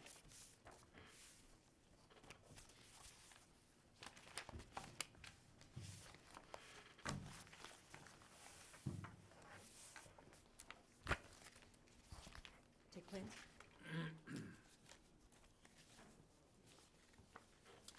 The next case is case number 201830. John O'Leary and Megan O'Leary, trustees, have applied for a special permit or in the alternative a variance to create an accessory building with an apartment and a pre-existing non-conforming detached garage. Application pursuant to the Code of the Town of Harwich, Section 325, Table 1, Use Regulations, and Table 2, Area Regulations as set forth in MGL Chapter 40A, Section 6. The property is located at 33 Harborview Road, Map 6, Parcel E58 in the RH1 zoning district. We had a written request from the applicants to continue the case until our next meeting, which is November 28th at 7 PM. Can I get a motion on that? So moved. Second? Second. Everyone. All in favor? Aye. Great. Let's hold on to that. That's number 30. Yeah, now it's 30. 30. Okay. Ernest Crabtree. The next case is number 201831, Ernest G. Crabtree and Linda M. Crabtree, through their agent, attorney Charles Zender, have applied for a special permit to create an accessory building with a bedroom and a pre-existing non-conforming detached garage. The application is pursuant to the Code of the Town of Harwich, Section 32551, Section 32554, and Table 1 Use Regulations as set forth in MGL Chapter 40A, Section 6. The property is located at 176 Great Western Road, map 37, parcel N1 in the RL zoning district. Memos from the conservation agent and the health agent have been added to the record and have been made available to the board members and to Attorney Zender. Who's voting on this case? Okay. The same 5 will vote on this and voted last time. I will not be voting. Would you please introduce yourself? I will. Thank you. One moment, please, Mr. Hilliard. Clerk, who's voting? Good evening, everyone. My name is Ben Zender. I don't know how the notice got my brother Charles as the agent. He's our paralegal who prepared the application, but he looks just like me and sounds just like me, so you wouldn't know the Good enough. difference. I'm here on behalf of the Crabtrees for an application at 176 Great Western Road to put a second-floor apartment, actually, it's not an apartment, semantics are very important here, second-floor habitable space above an pre-existing non-conforming garage. Mr. Crabtree actually presented an application to this board, and some of you may remember the application, in which he applied for, and throughout the process, it became apparent that it was an apartment, which is not something that would be permitted in this district, and which he hadn't applied for. So he asked us to submit an application. The difference with this is that it's not going to have a kitchen, and it's not going to be an apartment. In looking at the plans that are presented, you should have, as a part of your application package, a site plan prepared by John O'Reilly, which shows the lot. It's sort of an L-shaped lot with no frontage. And then you have two pages, which are elevations and floor plans, which not only depict the proposed structure and the floor plans, but have some fairly detailed notes about the addition of the second floor and the structural work being done to add to the second floor. There's an error in those plans, which I'd like to bring to the board's attention, which I think also was identified by the health agent. The second floor plan shows a micro shelf range, 30-inch range, which shouldn't be on this plan. That was our fault. We actually got the plans from the prior application, included in the package. So if the board sees fit to move towards the granting of a special permit, we would ask that the plans be amended to remove those references so that they do comply with both the health agent's recommendations and requirements, but also so that the property would then qualify as an accessory building with habitable space under your bylaw, which is permitted by special permit in the RL zoning So district. if we see fit to approve this, then we can't, if we're going to refer to this plan of record, we also then have to refer to the motion just made and requested, rather, to delete references Yes. to cooking devices, is that? Yes. We would like to, we would like to make sure that if there is an approval, it tracks the language of the health agent's recommendation, the removal of the range and the dishwasher. The motion can say referring to an amended plan. Yeah, and we're more than happy to submit an amended plan, or if the board is comfortable with having an approval without the references, we'll do whatever the board wants to do. This is going to the Registry of Deeds, I would imagine, to be recorded along with the, no? No, I'm not familiar with the practice in Harwich, but I believe that what would happen is the notice of decision and the decision are recorded. Yeah. It would refer to a case number, but we don't normally record plans or Do specifications. we record the plans? No, okay, all right. I have submitted, actually Charles and I prepared, a project narrative, which I hope you all have, in which we've provided written responses to the criteria set forth in 32551A1. I can certainly repeat those if the board wants. I don't know what your practice is, No, so you don't have I don't to. want to belabor No. your time. This use is permissible by special permit. There's no change in the location of the structure, and there's a very well-prepared table in the application. The property's within the building coverage requirements, it's within the site coverage requirements, it's within the height requirements. It is maintaining its exact same relationship to the lot lines at 10.5 feet from the side yard setback, which is the non-conforming setback. So there's no change in the location. The only difference is the addition of the second floor, which again is permissible by special permit. So I'll answer any questions you have, and I won't. You're increasing the height of the building, Increasing the height of the building, that is it. but within the building height of 30 feet. Yeah, the building will be 21 feet in height, proposed to be 21 feet in height, and the bylaw requirement is 30 feet. Okay.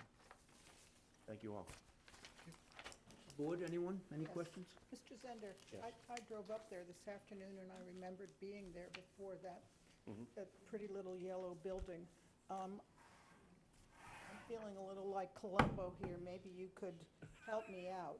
Having not been there, I'm a little nervous already, so. Okay, the narrative says bedroom, game room, bathroom. Right, The application says habitable space. yep.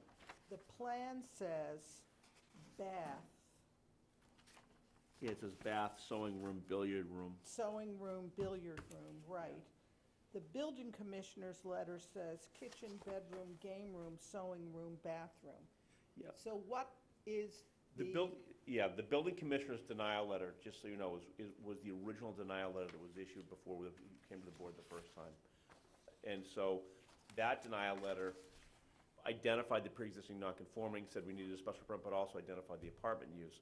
So I would ask the board to go with the description that's identified on the plan itself, which is what you're approving, which is billiard room, sewing room, wet bar, bath, which is all habitable space without a kitchen would not constitute an apartment or a dwelling unit. Why would habitable space that has a sewing room and a billiards room include a full bathroom with a shower? The differentiation between habitable space and a dwelling unit is the ability to live separately as a separate living unit, as a separate family unit, or unrelated people that live together. So traditionally, what turns habitable space into a dwelling unit or an apartment is the ability to cook and maintain a separate habitation there. So short of that, a shower, a bathtub, living space, all that would constitute habitable space, which wouldn't And qualify a as apartment. 36-inch refrigerator. Again, every town has its own breakdown as to where they think you're constituting habitable, whether you're constituting a living unit. But, but for better or for worse, it's been remove the stove, remove the range, remove the cooking facilities. Okay, so could you give us a consistent definition that removes the contradictions between the narrative and the plan Yeah, about what this is for? the narrative should have followed the plan, which is billiards room, which I think also is being referred to as a game room, billiard room, sewing room, wet bar, bath. Okay, thank you. Thank you. Mr. Hedersted, any questions? It does not include a kitchen, and other than that, I have, that's the only condition I think we should put on it. Other than that, I have no other questions. Mr. Donahue? I don't have any further questions either, except that the dishwasher and the sink get removed from all of this. Mr. Capoli? No comments? No questions? Does the dishwasher have to be removed? Sorry? I don't think the dishwasher has to be removed. The dishwasher? Is there a dishwasher in there? The plan shows dishwasher, sink, refrigerator, micro shelf, 30-inch range The storage. dishwasher can stay. Yeah, all that can stay. As long as the Board of Health approves it. Right. You can Right, no drink, range. you can drink from glasses and wash the glasses as long as you're not. Yes. Cooking. And then Cooking use the chili on a bathroom right next to stove. it. Get 'em dirty. Excellent, love it.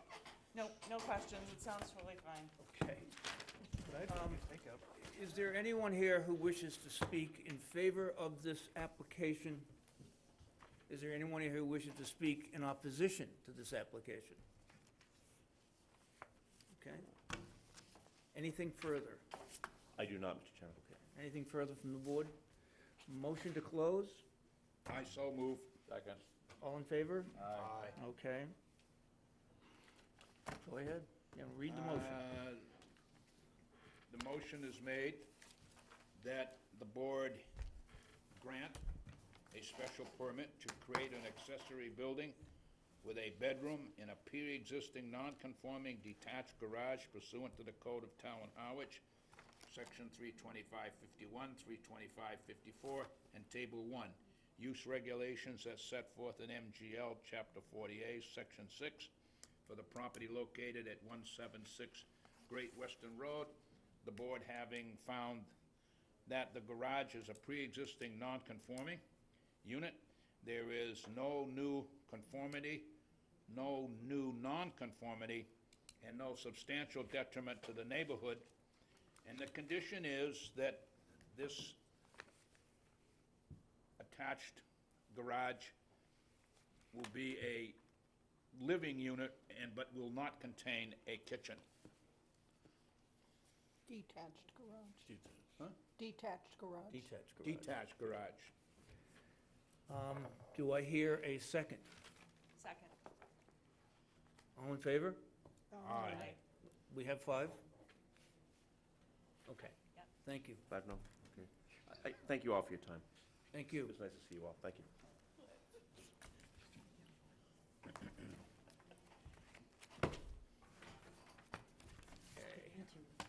Walks like a duck, it quacks like a duck. The next case is case number 201832, Outer Cape Health Services Incorporated, through its attorney, William Riley, has applied for a use variance to demolish and replace existing structures in order to create dormitories for seasonal workers. The application is pursuant to the Code of the Town of Harwich, Section 325.8, Section 325.52, and Table 1 use regulations as set forth in MGL Chapter 40A, Section 10. The property is located at 872 Route 28, Map 25, Parcel A2, in the CH1 zoning district. There are a variety of documents that have been entered into the record for this case, including memos from the health agent, the town planner, the Board of Selectmen, Chatham Police Department, Old Harbor Inn, Chatham Bars Inn, all of which are in favor of granting the variance, and letters from abutters at 37 Old County Road, the Schofields, 123 Depot Road, the Ponzas, and 45 Old County Road, the Statuses, all in opposition to the project. Who's voting on this case? Thank you. Gentlemen, would you please introduce yourselves? Good evening, my name is Bill Riley, I'm an attorney in Chatham. Sorry? My name is Oh, I'm sorry. Same voting. I'm not voting, same 5. Okay, I'm Bill Riley, attorney in Chatham. This is Ron Rudnick, who is, we're acting on behalf of Outer Cape Health Services. Okay. Mr. Rudnick is an agreed vendee in a purchase and sale agreement with them. I have a picture I want to pass. Oh, I'll make mention of the fact, too, that everybody has received a memo from Attorney Riley. Yes. Just in case, you know, you need help falling asleep.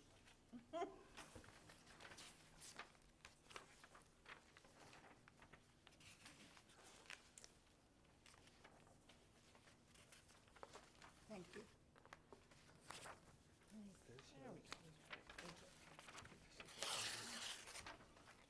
So, Mr. Chairman, if it's okay, I'll explain the project and then Please. Go into the legal pitch. So, I'm sure you're all familiar with the property. It was a Stone Horse Motel for many, many years. Back in 2010,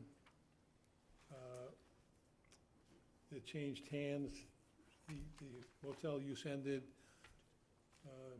New owners came before this board seeking permission to build condominium units on the site. That permission was granted, but that project never went forward. In fact, there's correspondence in the file that indicates they didn't think the economy was ready for 10 condo units in that location. 2014, Outer Cape Health Services was looking for a site to build a major medical facility to serve their clients here in the Lower Cape area. And so they purchased this property.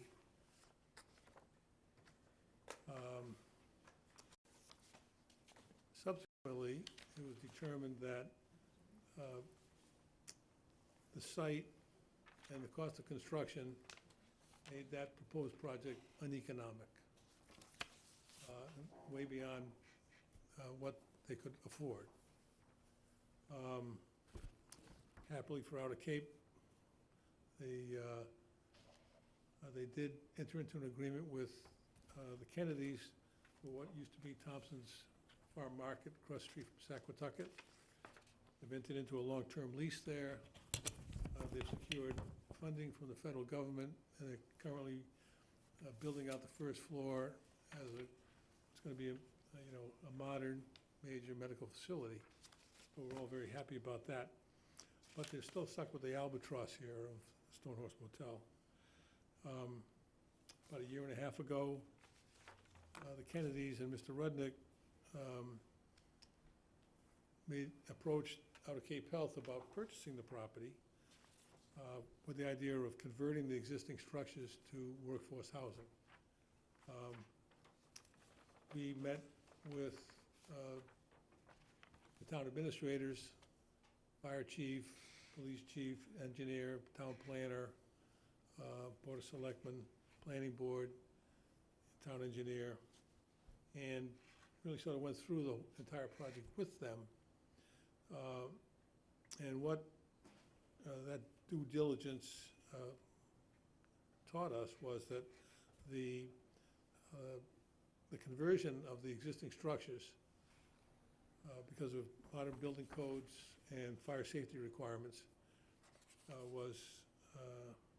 it made no economic sense. So that project was terminated, the agreement was terminated. So conversations continue between Mr. Rudnick and the Kennedys and the Outer Cape Health. And so an alternate proposal, which is the one before you tonight, was conceived. The idea was that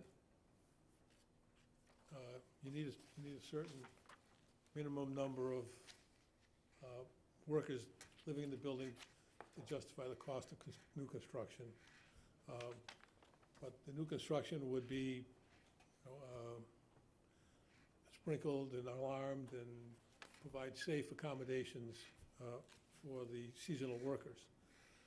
The concept that Mr. Rudnick has followed for 6 or 8 years or 10 years now with his other seasonal worker properties is basically the workers start arriving in early April, and they work until the end of October when they return to their home countries.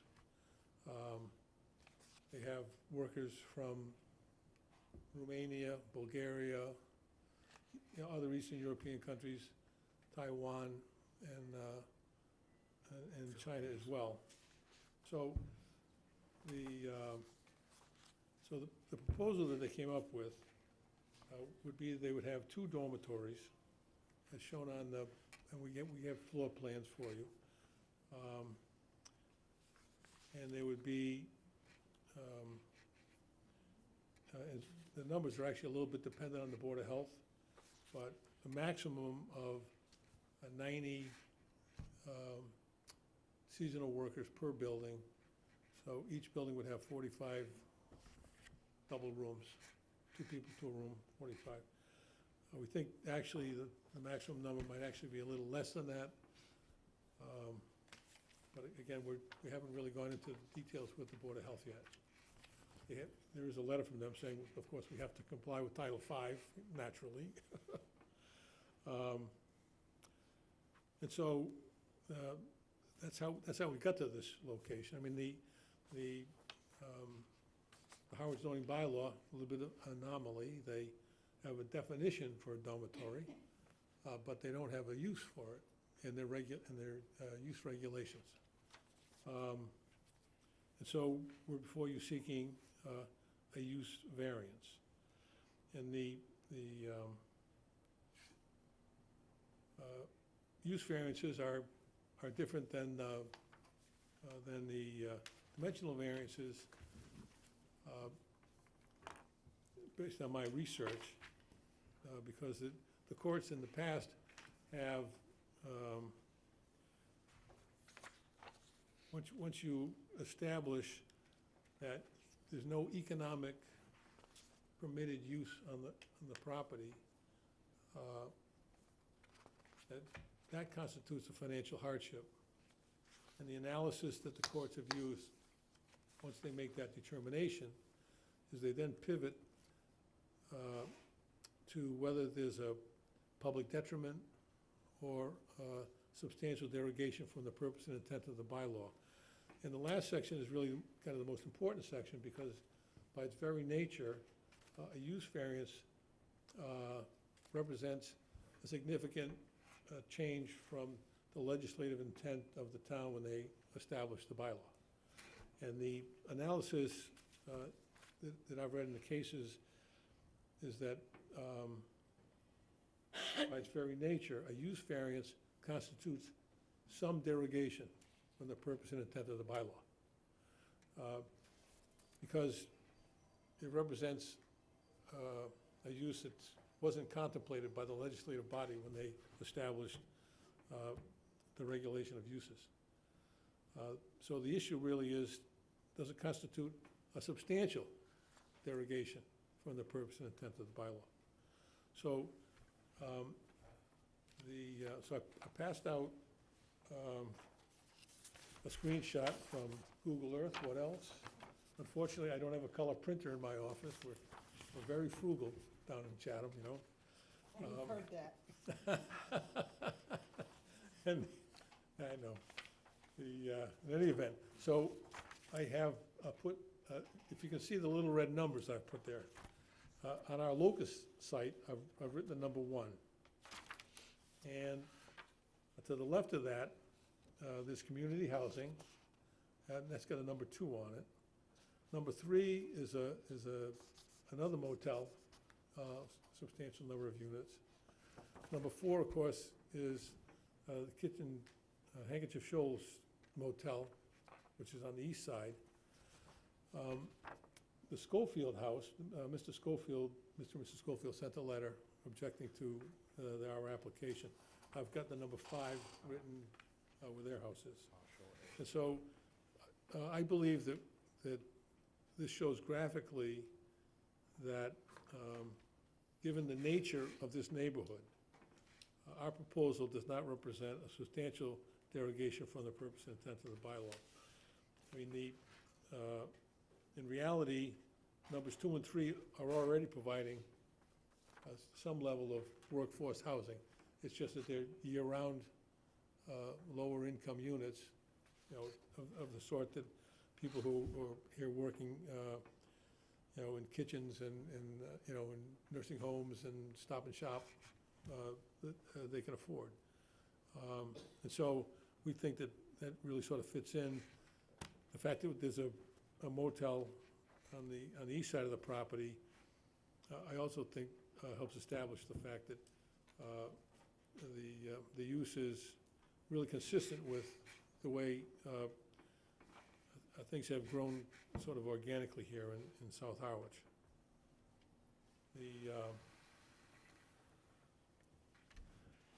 So we'd like to make a couple of suggestions as to why we understand the Schofield's concerns, but we think that the way we run, or the way Mr. Rudnick runs the operation, we think those concerns can be ameliorated. First of all, right now, there's an existing building on the motel property that is within 5 feet of the Schofield's property line. You see the number 5, below the number 5 is a long roof that runs basically east and west. So all the buildings except the 2 new buildings and the office building are gonna be removed from the site. So we're gonna have a great deal more open space on the site. If you see fit to grant the use variance, we're gonna have to go to site plan approval at the planning board. Our intention is that both structures, both the new structures, will be at least 40 feet from sideline, lot line. So they won't be close to the road. There will be landscape designer or architect who will be designing plantings. There will be between Old County Road and our proposed structures.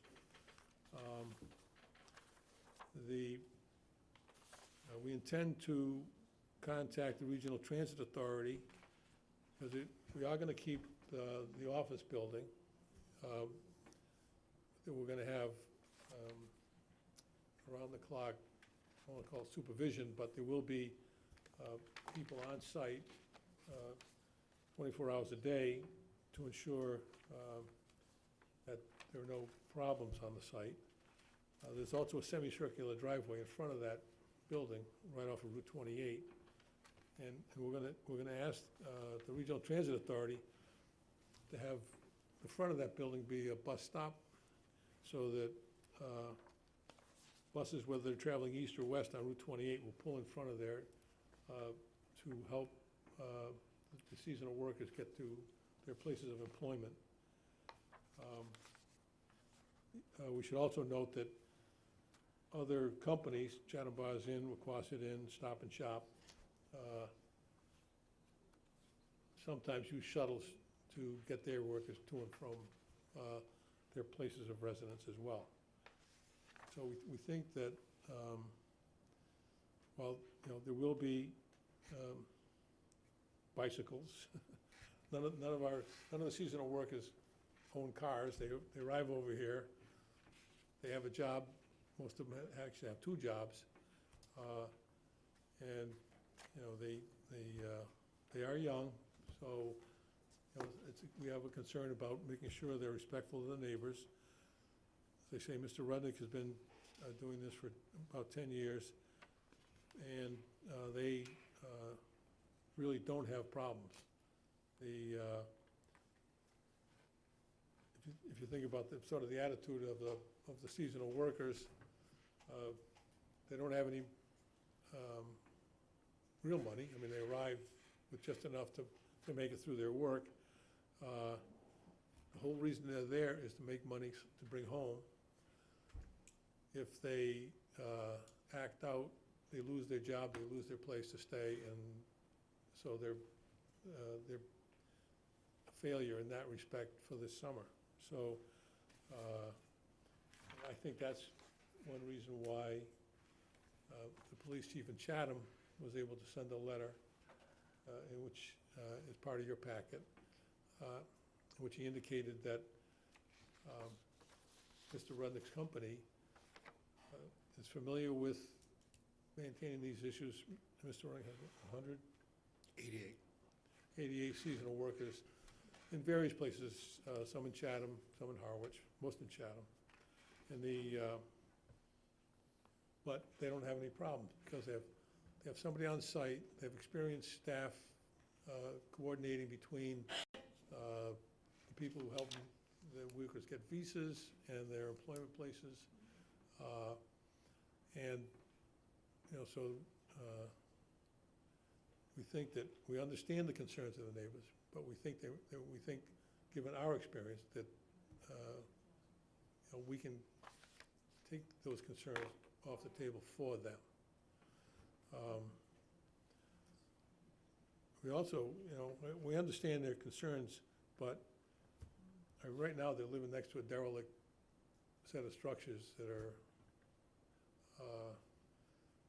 doing nothing to enhance the value of the properties, and we think that once these, if you saw fit to grant the use variance, that these structures will represent an improvement in the neighborhood. Certainly, the landscaping is going to be improved, and we think that there's further public benefit because, right now, these workers are all here. They're just scattered around in people's garages and basements, and the idea is we're going to provide a safe place for them to live while they're here, and that's better for them, it's better for the business community that employs them. So I don't want to repeat my memo, but essentially the property consists of 59,000 square feet, so we can't subdivide it. We can't, you can build one single-family house, or you can build a two-family house, with a special permit. There are some commercial uses that you could put there, although that's not the business we're in. So you can have a professional office building there with a special permit. You can have a nursing home, assisted living facility for the elderly. Those aren't our businesses, and the property's been for sale for 5 years, and no one has come forward to make any of those proposals. If you went with the simplest permitted use, single-family residence, I mean, you have significant, right now the property's assessed at $868,000. As a single-family house lot, it'd be a miracle if it's worth 200. So, so the property owner out of Cape, is faced with significant financial harm. And so we would suggest that that constitutes the hardship. And, and the issues for you really are, is there a public detriment to this proposal? We believe, as I indicated a little earlier, that it's actually beneficial, removing derelict buildings, providing accommodations for workers that our business community needs, and they're safe accommodations. And again, based on the visuals here, we think that there's no substantial derogation from the purpose and intent of the bylaw by the grant of this variance. So I can keep talking, or we can go to questions. Thank you. Okay, do I understand correctly that what this comes down to is a property that used to be a motel that had those other motel buildings? Right. Would now be used as, those buildings would be replaced, and these would be dormitories. And our charge as a board is only to decide the narrow question of a use variance, not how tall the buildings would be or how many people would be housed there. That's correct. Okay. Well, if I could just comment on that. We're seeking no dimensional variances of any kind. If we were going to seek a variance from the height of the structure or proximity to a lot line, we would have had to make that as a part of this application. And the question of whether 180 people could actually be housed there is a question for a different body. Board of Health, Thank you. Planning board. Planning Board. No more questions. And Board of Health. Well, the Board of Health on the, yeah. Yeah, Okay. we have to go to both places. Mr. Hederstat? Yeah. I'm not sure this board has the authority to grant the waiver or the variance you have asked for, because it's not, this kind of a project is not allowed right now in our zoning board, zoning laws. It's not allowed. In fact, it's specifically stated that if it's not already in here, it's not allowed. So, irregardless of that at this point, my only suggestion is keep going. I think the project has a great deal of merit, no question about it. I think we need it badly.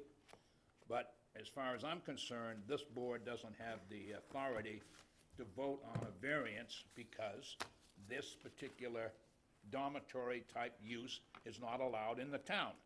Well- And until the people vote on it, not us, unless obviously we're residents, but the people have to vote. Somebody has to come up with a revised zoning requirement to allow this kind of a project to go, this kind of a use to come into effect. And then and there, we would be part of it to either grant a variance or not, if a variance was required. But right now, we don't have that authority, so we could grant a variance if something was specified, and we're changing it. It's not specified. In fact, it's said just the opposite. If it's not in here, it doesn't happen, so I apologize for that. But I think it's got a great project.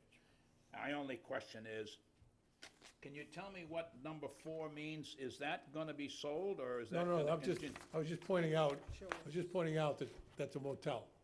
That That's is a all. motel, okay, We're not involved in it at all. It's an operating motel. okay. And- So these motels will continue. This is a completely different project, although it does look like it does take over one existing motel. Am I correct at that? The building, It does take one story called Stern and the other one called Starboard. the only building currently on the site that's gonna remain is the office building that fronts on Route 28. It says Stonehorse Motel. I see it, the office home dwelling, yep. And the pool, will the pool be there? The pool's been gone for years. Excuse me? The pool has been gone for years. Okay, so it's just the office building, huh? That's correct. Okay, and so all the rest of the buildings we see here are there, but they're gonna be gone. That's correct. Okay, that's my only comment. Okay, now, before you do this, let me just, for the board, so we all understand. The zoning bylaws in Harwich have a very distinct description of uses that are prohibited. Certain uses are definitely just prohibited by description. What you're proposing is not a prohibited use by description. Right. We don't, on the other hand, have specifically dormitories listed in our use area. So we don't have dormitories by description, but we don't prohibit dormitories by description either. In a case like that, the question then becomes one, and this is what a use variance is may we put a use into a certain zoning area? And if we do, then the question is there anything similar to that in the town of Harwich that is close enough to it? If there's nothing like it whatsoever, then there's a difficult argument to make that we could give a use variance. Now, we do allow, and it's a whole variety of things, but we allow elderly housing by special permit. We allow nursing homes or assisted living by special permit, and those allowable uses. And they're pretty close. In your letter to the board, you pointed that out. So the question then, does it give us the authority to approve a use variance to very specific, to use something that is similar to what else is being used? Assisted living and so on and so forth. Excuse me, the issue of dimensional requirements and so on and so forth, that is up to the building inspector. That is not up to us. We have to decide whether or not this use comes close to any other uses in the town. If we decide that, then we have to decide whether or not we want to give a use variance. I did- Okay? That's, Mr. Chairman, I just No, wanted go to ahead. mention to Mr. Hederstat that the Zoning Enabling Act has a provision that unless a town bylaw specifically authorizes use variances That's right. The town has no, the zoning board of appeals has no authority to grant a use variance. The town of Harwich, in a rather foresightful way, I think, does specifically allow use variances. So, as the chairman said, you know, because it's, you know, you could say it's prohibited because it's not allowed, but it's not, there's no definition that says it's prohibited. It's just not mentioned. And so the, you know, the general rule is, well, if it's not mentioned, then it's prohibited. But in reality, I think, when considering, you know, whether there's a derogation from the purpose and intent of the bylaw, if the bylaw says no dormitories allowed, that's a greater reach by an applicant to come in and ask for a dormitory, as opposed to the bylaw still being silent about dormitories. But there are other uses that would physically resemble, you know, like a nursing home or assisted living facility, what we're proposing. And so, that's. Now, I just have a couple more questions. How close to the nearest abutter, residential abutter, will a dormitory building be? Well, let me answer that question a little bit. On the side where the house that, where the neighbors is complaining, that's gonna be all open space. We only have two buildings that we're Okay. gonna be proposing, where number 2 is, or Yep. number 1 is, and to the right of number 1, and we're gonna be 40 feet off that roadway. All the rest of the land that we're taking all the buildings out is gonna be open space. So in a straight line between your dormitory and the nearest residence to their property line? Is gonna be probably about 100 feet. Okay. If you look at, Yeah. if you look at the plan, the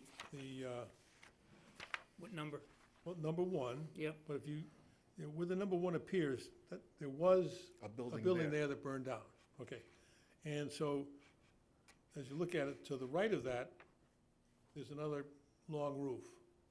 And so one of the dormitories is gonna go in the open space, and one of the dormitories is gonna be in close proximity to the remaining Okay. long roof. And, you know,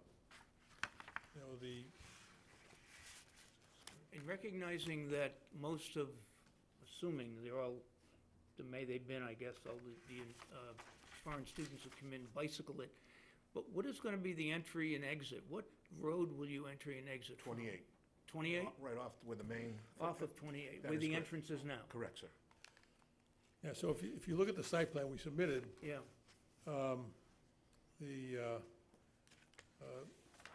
the dormitory closest to the Schofield property How far is that away? is, well, it's well over 100 feet. Okay. And final question, if you know, you have all these motels around you. Do you know what the cumulative number of all those beds are? You know, I went through the assessor's records, and remarkably, they don't mention the number of beds. Okay. Okay. I mean, they have the community housing, which is next door, and so I counted the doors, and there are like 7 or 8, Okay. looks like 7 or 8 units in there. The motel behind the community housing property, looks like there are many more units, but again, without going on the property and sort of counting each door, Okay. I couldn't tell you. But all you have to do is look at the aerial. I mean, Yeah. it's a big area.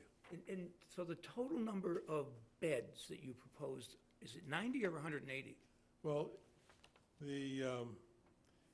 as drawn on the plan, there are 90 beds in each building, In each building? total of 180. Mr. Rudnick, working with his engineer, we actually think that there won't be more than 83 in each building. Okay. And my final question is, you mentioned something about 40-some odd thousand square feet of the property? That's not, that can't be right. 59. 59,000. 59,000. Your application shows 2.6 acres or Well, something. that was because I wasn't looking at the plan. Okay, I was looking at the assessor's map, the assessor's thing which says it's 2.5 acres, but what had happened was the previous owner, the Fennels, Sold these two lots off. they sold some property off. Okay, So it's,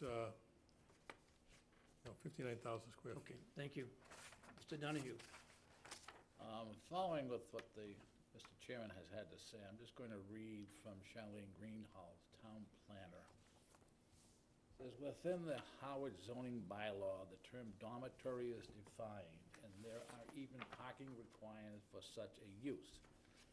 This use is not listed in 325-10, which is a list of strictly prohibited uses, yet it is not noted within the use table itself. Right. Which I think gives us the ability. Yes, I believe we do have the ability to, if we feel the evidence is there, to issue a use variance based on it's not a specifically prohibited use. Right. Mr. Capoli? No questions, thank you. No questions, Oh. thank you. Okay.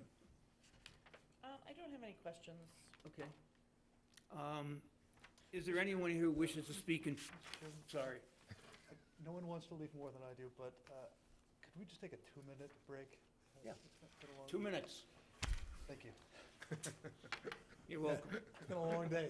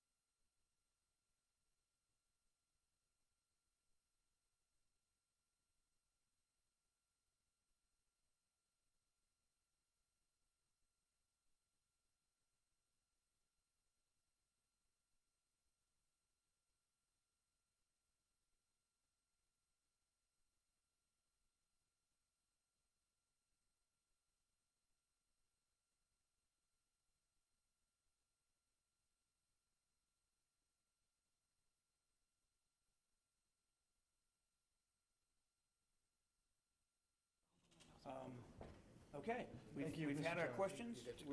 Board is completed. Is there anyone here who wishes to speak in favor of this petition? Yes, ma'am. Will you state your name and your address, please? Sure. Good evening, Julie Kavanaugh, Chair of the Board of Selectmen, and I wanted to come tonight. We've written a letter in support of the project and just wanted to reiterate our support because it's an important project that we need in town. We all know how many businesses need the seasonal workers, and we really are lacking for that. So ultimately, we've got a great location in the sense that we've got a previous hotel, motel that used to, be active, is no longer active, an improvement to the surrounding area, and offering an ability to house summer employees that's desperately needed, in addition to being right on the transit line for the bus, which would be fantastic for the kids and safer. So overall, it's an important step in the right direction for Harwich, for our businesses, for our community, and so I just want to reiterate the board's support. Thank you, Madam Chairman. Chairwoman. Anyone else wish to speak in favor? Yes, sir. Would you state your name, please? Norm Clark, I'm the fire chief in the town of Harwich. Thank you. I've been part of this project right from the get-go. The folks that had this idea started with department heads and met with the fire department, and we expressed concerns over the amount of people and the design of the building, and they have complied with every single thing that we have either by code or law or by best practices have asked for. Completely. This will also serve a function that is now being served by the J1 students that come here and provide a very necessary to keep our economic development going, but also the conditions that these folks live in now are dreadful. It's not if, it's when we have the catastrophe of where these folks have to stay. I am familiar with Mr. Rudnick's properties in Chatham. I am familiar with Mr. Rudnick's property here in Harwich, and he does a great job. We are very concerned and watch any type of building that houses anybody, let alone multiple people. And he is very concerned about the well-being of the people that he provides housing for. It's a bit of a unique way of a business approach. So I stand before you, Mr. Chairman, and the board to say that this group has done everything that they've been asked to do by department heads and by the town. They sat with a group with the selectman, town administrator, the planner, police department, fire department, and they're following the rules to a T, and this is one of the major steps so that this property can be much improved. It was stated we did have a major fire there, and if the residents were concerned about the potential of this project going forward, I would be much more concerned about the project as it is. Police department has problems with those buildings that are there, and again, it's not if, it's when we have another fire, and that will create a very serious problem for the neighbors. Chief, may I assume that the current buildings are not sprinkled? They are not. You say the police department has problems with them. Are people squatting there or attempting to squat They there? have, and that we've had some issues in there as well. Thank you, Chief. Anyone else wish to speak in favor? Anyone wish to speak in opposition?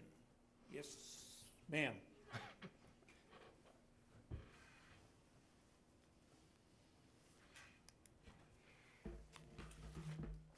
Jacqueline. Can you pull the mic? You can pull that down. There you go. The Thank short you. size, okay. Thank you. Jacqueline Edston, and I live at 826 Route 28, about just a little more than 300 feet away from the proposed application. Excuse me, are you on the same side of the street, or are you across the street? I am on the same side of the Okay, street, thank you. just the other side of Old County Road. Okay. And my first concern is the really high density. I've never seen a project as dense as this before. 180 people in buildings on just a fraction over 1 acre. That's extraordinary. And when you look at the units as they're designed, they are designed so tightly. When you get out of bed, you better get out at a different time than the person in the other bed, because you're going to hit. The beds are barely a few feet apart. So it's denser than a college dormitory, but a college dormitory has the advantage that the college has authority over the occupants and their behavior. And there's going to be at least monitoring of what goes on there.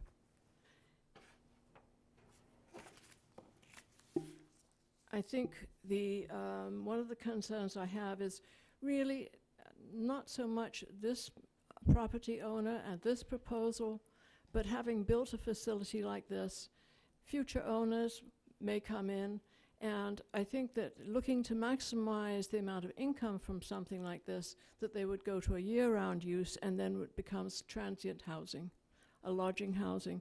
And if you look at that particular use on Route 28 in Yarmouth and in the east end of Hyannis, the incredible social problems that have occurred down there from transient housing. And I think Route 28 is it's the great gateway to the town. It's where people form their impression of the town. And uses like this is not going to be a positive one for the town. I understand the need for workforce housing. Please, smaller units, smaller, more scattered than this huge concentration in this area.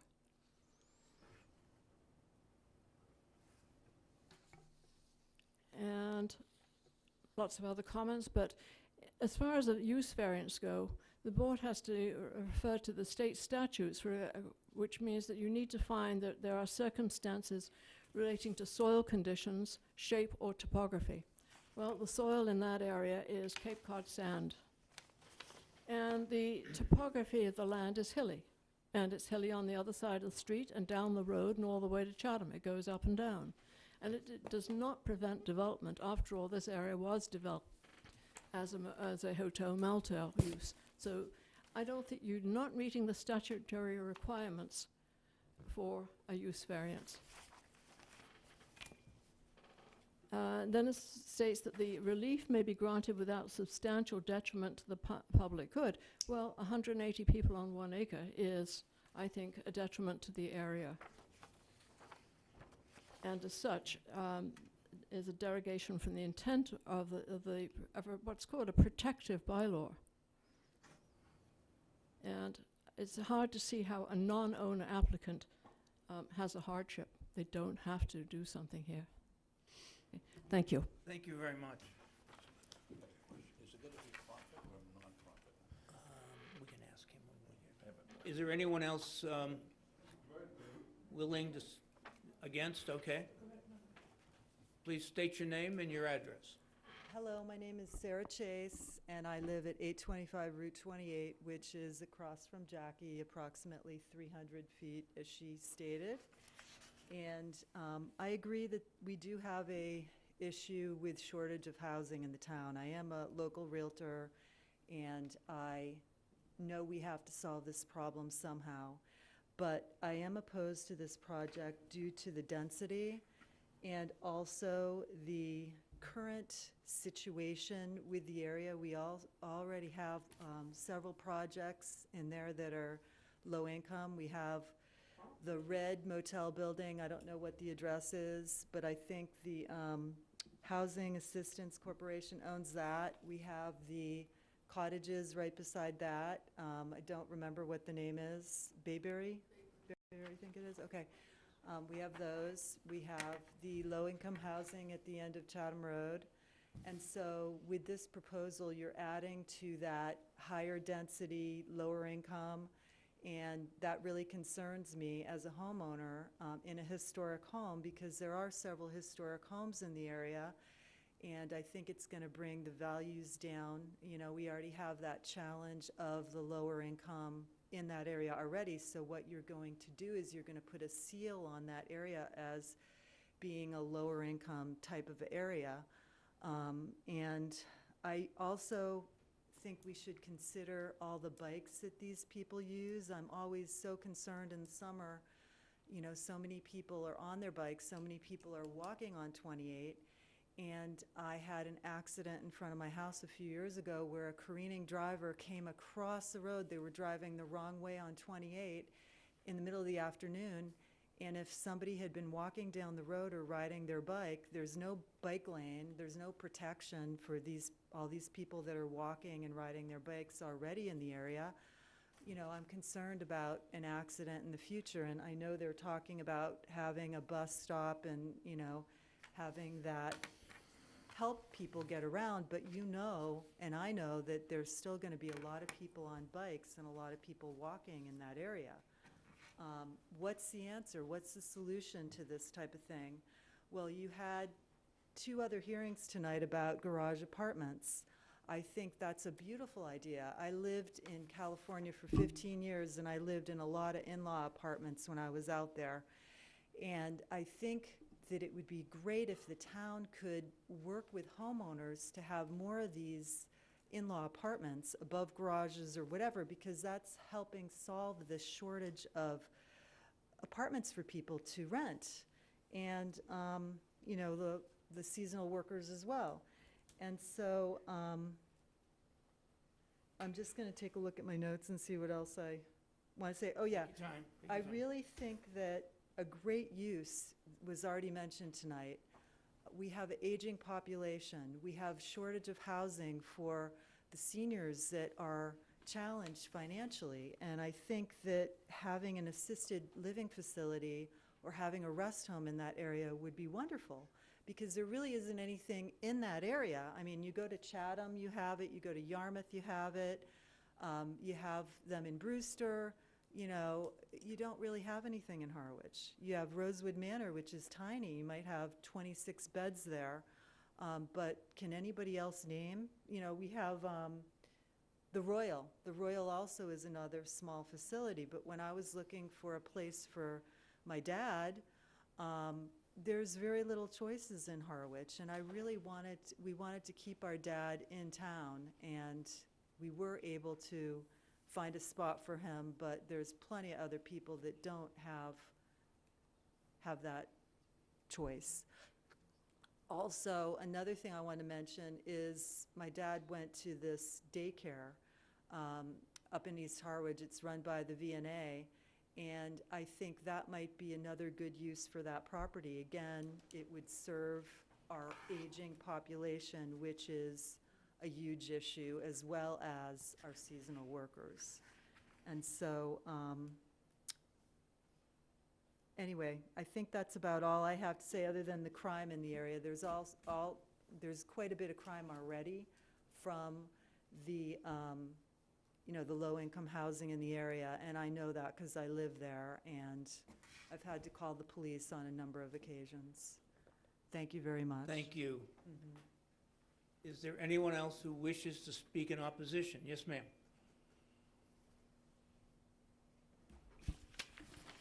Yeah, I'm Penelope Kyle, and as referenced in the letter from Susan and Glenn Schofield, I and Robert Ward, who is the brother of Susan Schofield, are the current residents at 37 Old County Road. I'm going to add to what she wrote in that letter, because I'm assuming you'll take into account already what she wrote in that letter. I'm concerned about a sort of tautology here, in that you say that it's not under your domain or your jurisdiction to say anything about the number of people. Right. However, a dormitory, by implication, implies a certain density. So I do think that when you're considering whether to allow a dormitory-style building, you must in fact be considering that that denotes a very specific kind of density that is higher than average. Otherwise, you're talking about a building in an abstraction. But in fact, no building is an abstraction. A building has people in it. The number of people in it has impact on the lot itself and its surroundings. And in fact, in terms of densities, I think to compare what's proposed with the existing motel density, as I think you started to allude to, is those are much lower density than what's proposed for this. In terms of another detail, when I look at the schematic that was included, I see the entrances, in fact, the entrance from the first floor goes very specifically in the direction of Old County Road. So I think you have to assume that the people egressing from this property are egressing onto Old County Road and not onto, I mean, obviously they can walk around the building and go to the other side, but there will be impact and interaction of these people with traffic on Old County Road. So to imply that it'll all be occurring at Route 28, I think is, I don't accept that premise.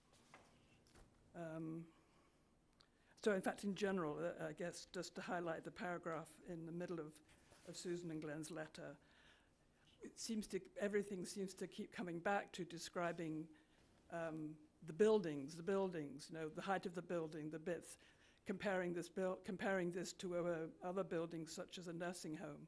But again, you're only doing it when you say that in terms of the building.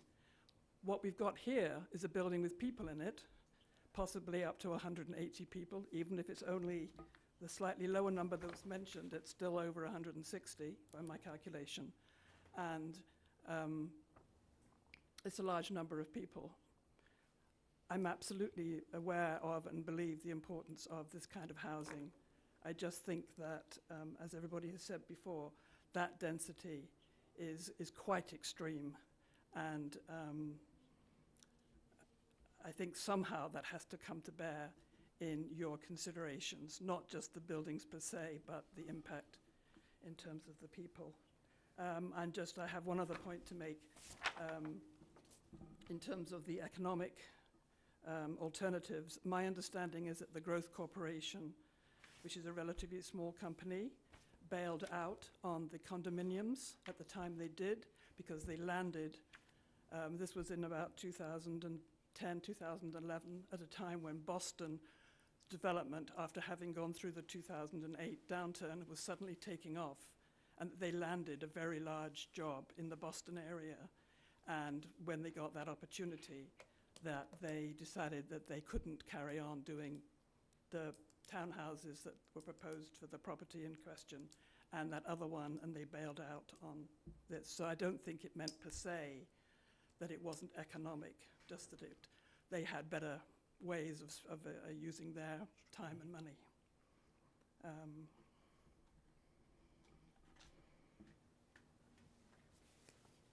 me just check. I think that's... Yeah. Oh, yes. As I say, everything else is already mentioned in the letter from Susan and Glenn Schofield. Thank you. Thank you very much. Is there anyone else who wishes to speak in opposition?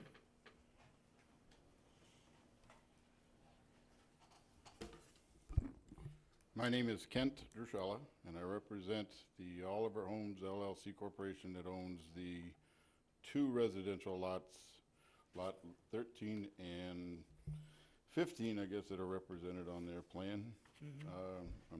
Represent the largest direct abutter to the property.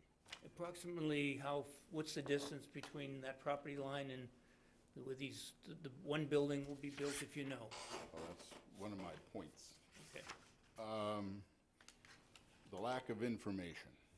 I believe that the other applicants who've come here before you tonight had complete site plans showing what they were going to do and what you were voting on.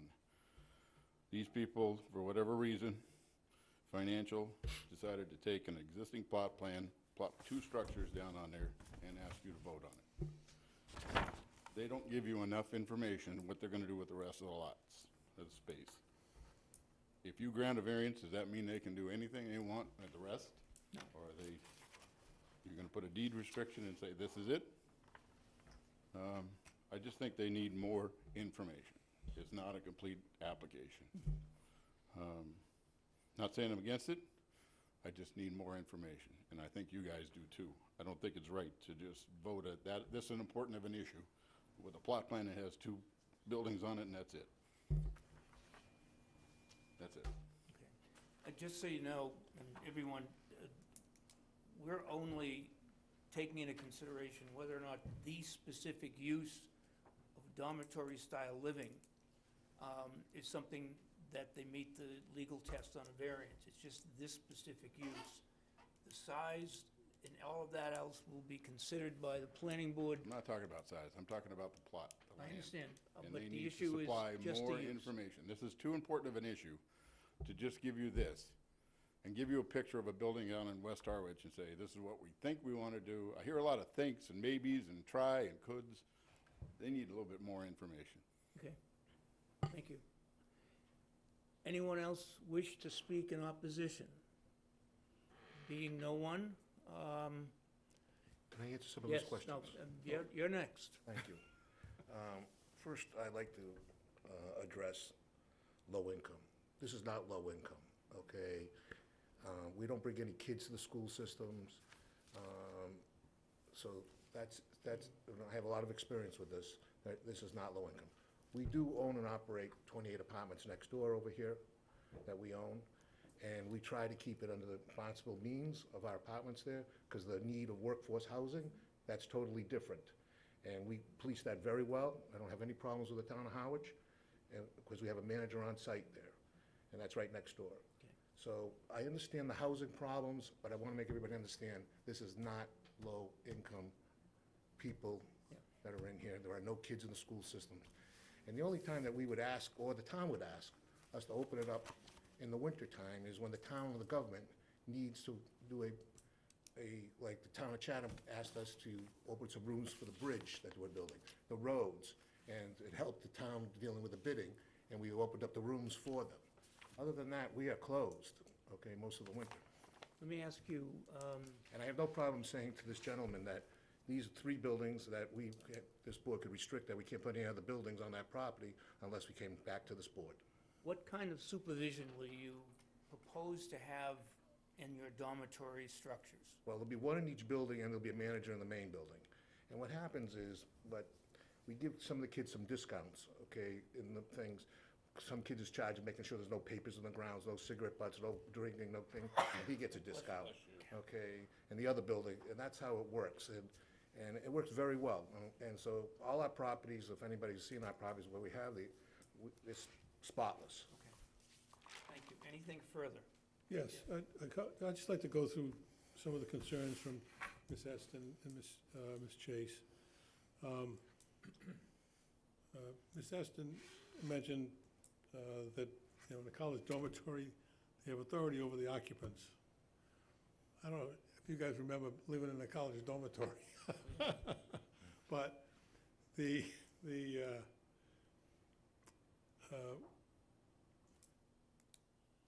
sort of, I hate to use the word control, but the control here is the fact that these kids really, really, really need and want the income that they can earn from these jobs. Most of these guys are professors, or scientists, or doctors, or lawyers, they're professional people. They're college students, basically. But anyway, and that acts as an impediment, or a lack of desire to act out the way I remember acting out when I was in college. They smoke cigarettes and they have some drinks after work. But the way it's going to be set up here, there's going to be a courtyard between the office building and the 2 dormitory structures, and there's going to be plantings along the road to screen the new buildings from Old County Road. And so the focus of the property is going to be to the center of the lot. Ms. Eston was also concerned that somehow it would become year-round housing. This is not year-round housing. It can't become year-round housing. We're only asking for use as a dormitory, and we shut down at the end of October, and we don't open up again until the beginning of April, because Unless the government or somebody wants to use the rooms, but they'll still be using the dormitory form. Okay, and then Ms. Eston also talked about, how Route 28 is the gateway and the appearance. And I think that, in the first place, it's unlikely that the 2 dormitories will be visible from Route 28. If you go by there now, you can see a couple of the smaller structures, but the dominant face of the property to Route 28 is the office building. and that's going to remain unchanged. Things will be cleaner, the landscaping will be better kept, so we think that actually there'll be an improvement in the gateway. And then on the issue of hardship, when Ms. Edston, who I used to tangle with Ms. Edston many years ago when she was on the planning board, and I was representing people coming in with projects. But, you know, as they say in my opening memo, you know, to have a variance, there must be a hardship, financial or otherwise, that arises out of the soil, shape, or topography of the lot or structure. Everybody forgets the word structure in there. And I think that, you know, in the cases I've found where the court discussed use variances, it was the fact that there's the structure there, and either it had no value or how are we going to make it valuable? So, and I think we fall into that category. Ms. Chase talked about, well, you know, she's concerned about the safety on Route 28. These people are already here. We're just talking about providing them with suitable accommodations. Safer. And I agree with Ms. Chase, elderly housing would be great there. That's not our business. The property's been for sale for 5 years. Apparently, nobody wanted to put that kind of business there. And so we're trying to deal with, you know, sort of reality here. And then, you know, I forgot the lady's name, I apologize, talking about model density and the density of the, here. It's You know, Kyle. I think her name was Kyle. Oh, Kyle, that's right. So we're building 2 brand-new buildings. There's a certain density that's necessary to make it economically worthwhile. It's a part-time use from April till October. They're young people with summertime jobs. You know, they're not paying $1,000 a month. They pay $125 a week. And that's the kind of money they need to pay for the new buildings. You know, to buy the property, you know, for $750,000 and to build 2 new buildings. I mean, Mr. Rudnick is really dedicated to helping provide workforce housing.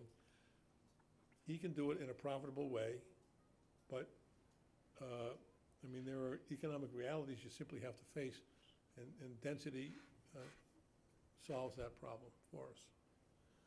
So I think we would ask you to trust Mr. Rudnick's track record, as pointed out by Chief Paulina from the Chatham Police Department, and the fact that we're prepared to do a landscaping job that will make these people proud to have us as a neighbor. That'd be our presentation. Yes, ma'am. Can I ask a question? Yes. And the attorney hopefully can help, do I need to come up here? Please, yes. I just had a couple questions. When you say that the property was for sale for 5 years and this is the only buyer that came forth, how long was it on MLS? It wasn't on MLS? I have no idea. Is that what somebody said? So that's a private sale. I'm a Realtor in town, and I don't recall seeing it on MLS, you know, which would offer it to anybody out there that would be interested in a project, and I am offering to list it on MLS and see what other kind of investors we could get to come forth, and possibly we could get someone that would want to do something as far as assisted living or senior housing or something of that nature. Okay. Something less dense. Thank you. Mr. Chairman, well, just Nat Santoro, who's a commercial real estate broker, has had a sign on that property. Yes, I know. So, Okay. Let me just, can I respond to that? Nat Santoro may not have listed it on MLS, and there are, I think, around 1,200 agents on the Cape that could be involved in finding a buyer for that, as well as if he put it on MLS PIN, and I don't know if he did or not, but that's another 12,000 realtors all over New England. So I don't know how properly it was marketed.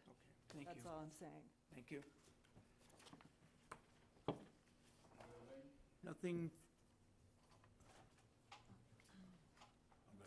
I'm not sure that a property that doesn't sell, does that reach the threshold of then going for a variance? Just because it didn't sell, okay, and from what I've been in front of these boards before, financial hardships are not a substantial, it doesn't reach the threshold of a variance. I've done this and asked you guys before for variances and been turned down. Cannot use financial hardship as a requisite for getting a variance. the statute refers to financial, well, okay. So, do we have any further questions as a board to the petitioners? I do. Okay, go ahead. You're requesting a variance.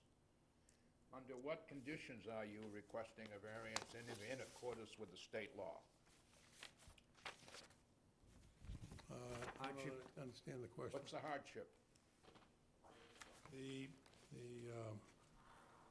As I indicated at the outset,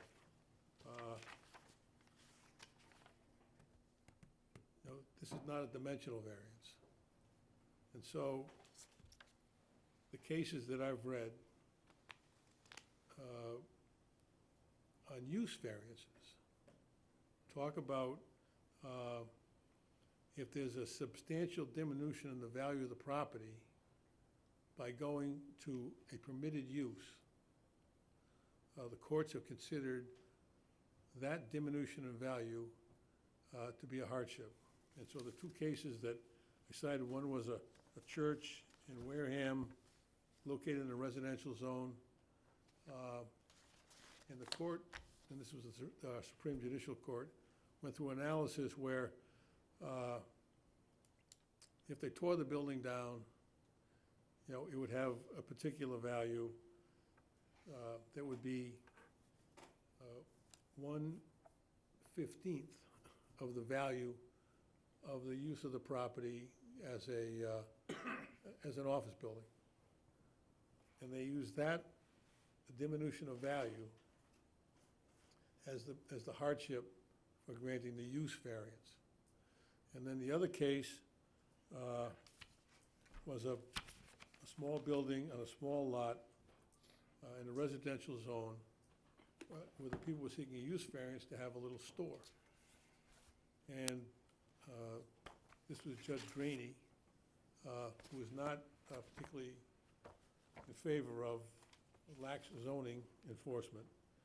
He was the author of the Bransford decision that requires a special permit even if your house, if you're on a non-conforming lot and you want to tear down the existing house and build a new house, but it's a little bit, it's bigger than the house that's there, you need a special permit because of Judge Graney.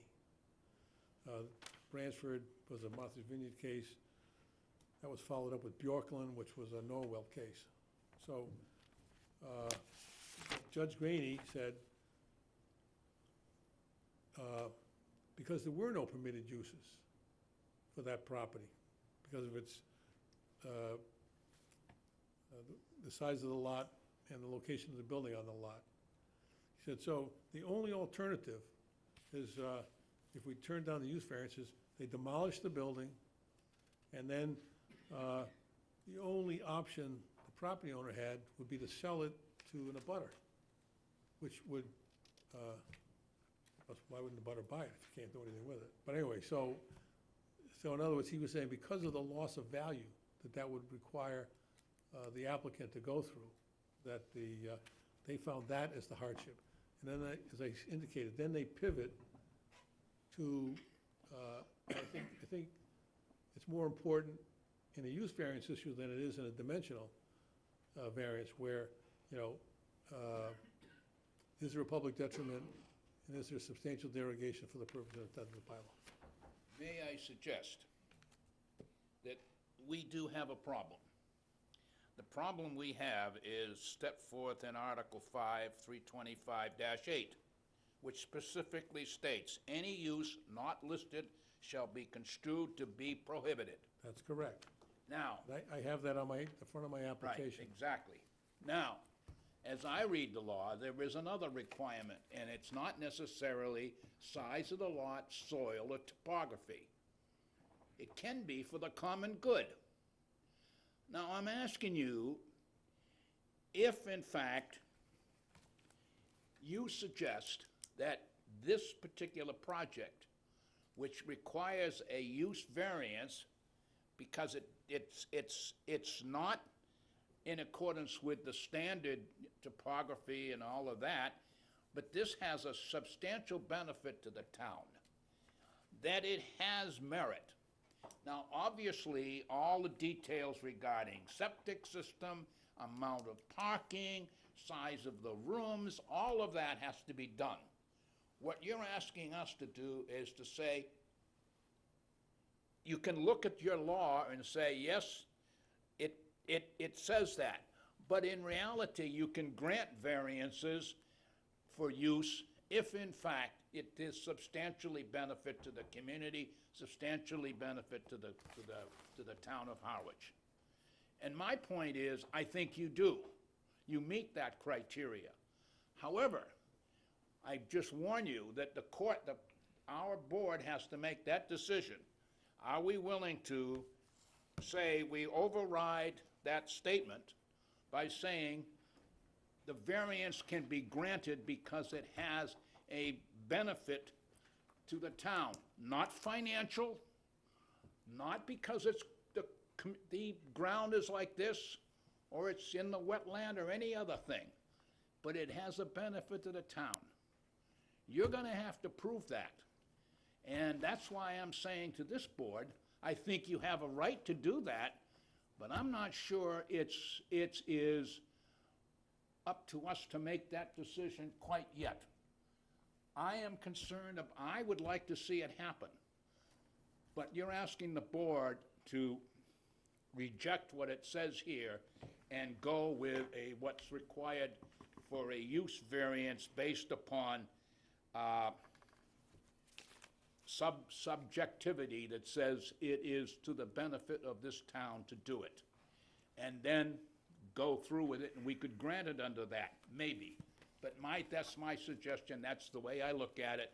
It has a benefit, it does fit under the use variance for the public good, and a variance can be granted that way. However, it's completely contradictory to what our law says. And I'll leave that up to the board to do as they see fit.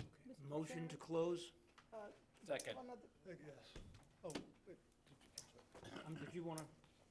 Yeah, I'm looking at 32552 variances, which says the board shall have the power to hear and decide applications for variances, including the power to grant a variance authorizing a use not otherwise permitted in the district. Right. Right. Correct. Motion to close. so moved. Second? Second. All in favor to close? Aye. Okay. Discussion by the board? Let me throw my 2 cents in here because I think it's important based on the evidence that's been presented. The requirement for a variance, and I'm going to leave out some words because it's going to make the sentence is going to make sense. Structures are variance. We have to find that the circumstances relating to the topography of such land, or especially affecting the land or structures, but not affecting generally the zoning code. When it refers to this, it refers to particular land or structures, a variance from the terms of the applicable zoning ordinance or bylaw, where such permitting authority specifically finds that owing to the circumstances relating to the soil conditions, shape, topography of the land, or, operative word, or structures, and especially affecting such structures. So the evidence that we've heard, I believe, is that this is a piece of land that the structures have been on there, no, it has not sold in X amount of years, and the use that they're asking us to approve is a use for dormitory space. So we either decide or we don't decide that this property has laid fallow for the past 8 or 9 years, and no one has bought it, no one has built on it, and therefore the variance they're asking for is to use it for something that they already have someone who wants to develop it, which happens right away. It's a substantial improvement over what we have. And so that is, I think, basically what we have to look at. It's not a matter of the topography of the land. It's not a matter of the shape. It's specifically a matter of the structures that are on the land, that the bylaw in the state statute talks about. So I think that is what we should be considering. Having said that, anyone want to chime in? Anyone? Okay, so we have a motion, I'm sorry, go ahead. I've heard the concerns of the residents, and I am not saying I don't share some of those concerns, but I believe that the narrow issue, and the issue that is before us is narrow, is whether or not the board should grant a use variance. Right. And if the board does grant the use variance, that does not mean that the project is going to end up going forward much further. It doesn't mean it's going to get built. That's right. It means that it allows the project, which I think most of the people in the room at least agree on, that it's a needed entity in town. It's a good idea. It's going to add value to town. I don't think our vote is going to allow that structure to pop up. It's just going to allow it to go further. And the Board of Selectmen, town meeting is probably where the nitty-gritty is going to be hashed out. So I think it's proper for this board. I think that's why this board exists, is to, when you get novel concepts, you know, the law cannot conceive of every possible future use of a property. And so that's why the board exists, is to move this through, where otherwise it would be stopped. And so that's why, that's Thank what you. we're thinking. Anyone else? Do we have a motion? Yes, we do. Bear with me here just a minute. Just to repeat, it's a motion, I'm sorry, ma'am, it's closed. Close the hearing, thank you. Just so we all know, it's only a motion, it is not, we're not proposing to pass, we're not proposing it doesn't pass, it's a motion. The board then votes up or down on the motion. If it votes up, it passes, if it votes down, it doesn't, and it requires 4 out of 5 votes in order for it to pass. Mr. Hederstat? The motion is that the board grant a variance for a change of use in order to create dormitories for seasonal workers for the property located at 872 Route 28 pursuant to the code Town of Harwich 325-8, 325-52, and Table 1 use agreements as set forth in MGL 40A, Section 10. The board having found that there is a hardship based on the shape, based on the condition of the property and the benefits to the town without any degradation from the intent of the bylaw or no harm to the public good. May I make a, can I Go ahead. offer a change? I believe that should say to be used as workforce housing dormitories, not necessarily seasonal. yeah. What? The application was for season. It was, okay. Okay. It says right here, workforce housing dormitories. No, it's with the application requests, we have to either approve It's a or up or down. request. What does that say? Oh, The application, the application says workforce housing dormitories. That's the one we're dealing with, right? The narrative says seasonal basis, April to October. Right, so, but I mean, I think the wording should say workforce housing dormitories, not necessarily Move to seasonal. amend. So I move to amend. Seasonal workforce Well, the housing government- dormitories. It says seasonal, that's what they use. Where does it say seasonal? In the narrative. Not in the application. Right. In the app itself.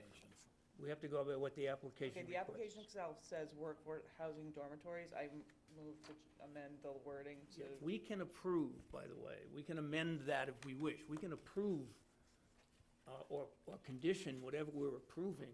So if it's a matter of the wording, if that you want to amend the motion, but I We think, and I think it's important because I think the intent right now is to use it for seasonal, but I don't know that, that we have any position to necessarily restrict that. No, we only have a position as to use. Right, Yes, that's right. right, okay. Okay? We have a motion on the floor. A motion and Does an the amendment. An does amendment. the motion include the word seasonal or not? Yes, it No. does. Where, she's. It she's- does. It says dormitories for seasonal workers. That's what it Is says. that, well, okay, we can approve that, or if you want to include that as an amendment to the main motion. If not, then we go with the main motion that Mr. Hedestad read. So how do I mean, how many times, I don't know how to say it any differently, but Well, you moved to amend I did move to amend that motion as read. as read. Okay. Yes. Now we take a vote on that. What What's is a your vote on what? amendment? You want to include the word seasonal. No, I don't. You want to take it out. Yeah, Okay, so your motion is to take out the word seasonal. yes, because it's not what's on the application. Okay. But it's all through the narrative and the discussion. Not on here. this application. Oh, okay. No. I disagree. You're around with it. Well, I'm just trying to understand what we're voting on, because I'm looking at this, I hear the word seasonal, but I see on the application workforce housing dormitories. And the planning board will determine all of the limitations. Yeah, that Okay. will be determined. Okay. Right. I just don't know that we have to Okay, be you're that withdrawing your specific. motion? No. What? Help me. It's not, seasonal, the word seasonal is not in the motion. No, so it if you- was, well, it was Yes. read. Seasonal was. is in the motion. She's Seasonal's saying- in the Hear it. motion. Oh, I didn't hear that. Yes. Do you mind rereading what, and so I can interrupt you as soon as you say the thing I don't like? Why don't you read that again, please? The board hereby grants a variance for a change of use in order to create dormitories for seasonal workers for the property is located, and the property is located at 872 Route 28 pursuant to the Code of Town of Harwich, Section 325-8, 325-52, and Table 1. Use regulations as set forth in MGL 40A, Section 10. The board having found that there is a hardship based upon the conditions of the property already existing and in the benefit of the town,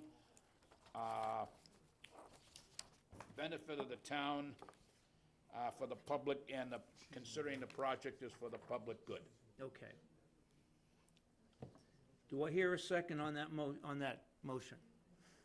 I second the motion. On her motion or the No, main no, motion? no. Okay. Are you, We're redoing, so I'm gonna, main motion was just made. You have the right if you wish. Okay. that's good. Is there a second on that motion? Which motion? Your motion. Your motion. No motion, I second it. Okay, second. That's 10. All in favor? Aye. Aye. All opposed? It carries. Thank you very much. Appreciate it.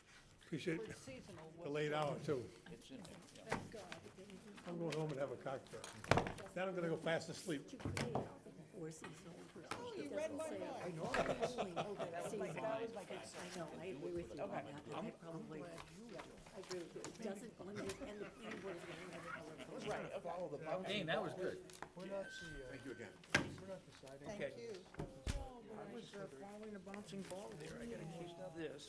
Can I get a motion to accept the minutes that you all read and perused Can I get and a did all of that from witness? September 26th meeting? So moved. It's a motion to accept. I won't vote. Second, All in favor? Aye. motion adjourned. Oh, yeah, that's an easy one. I'll Second. second that. We adjourned, ma'am.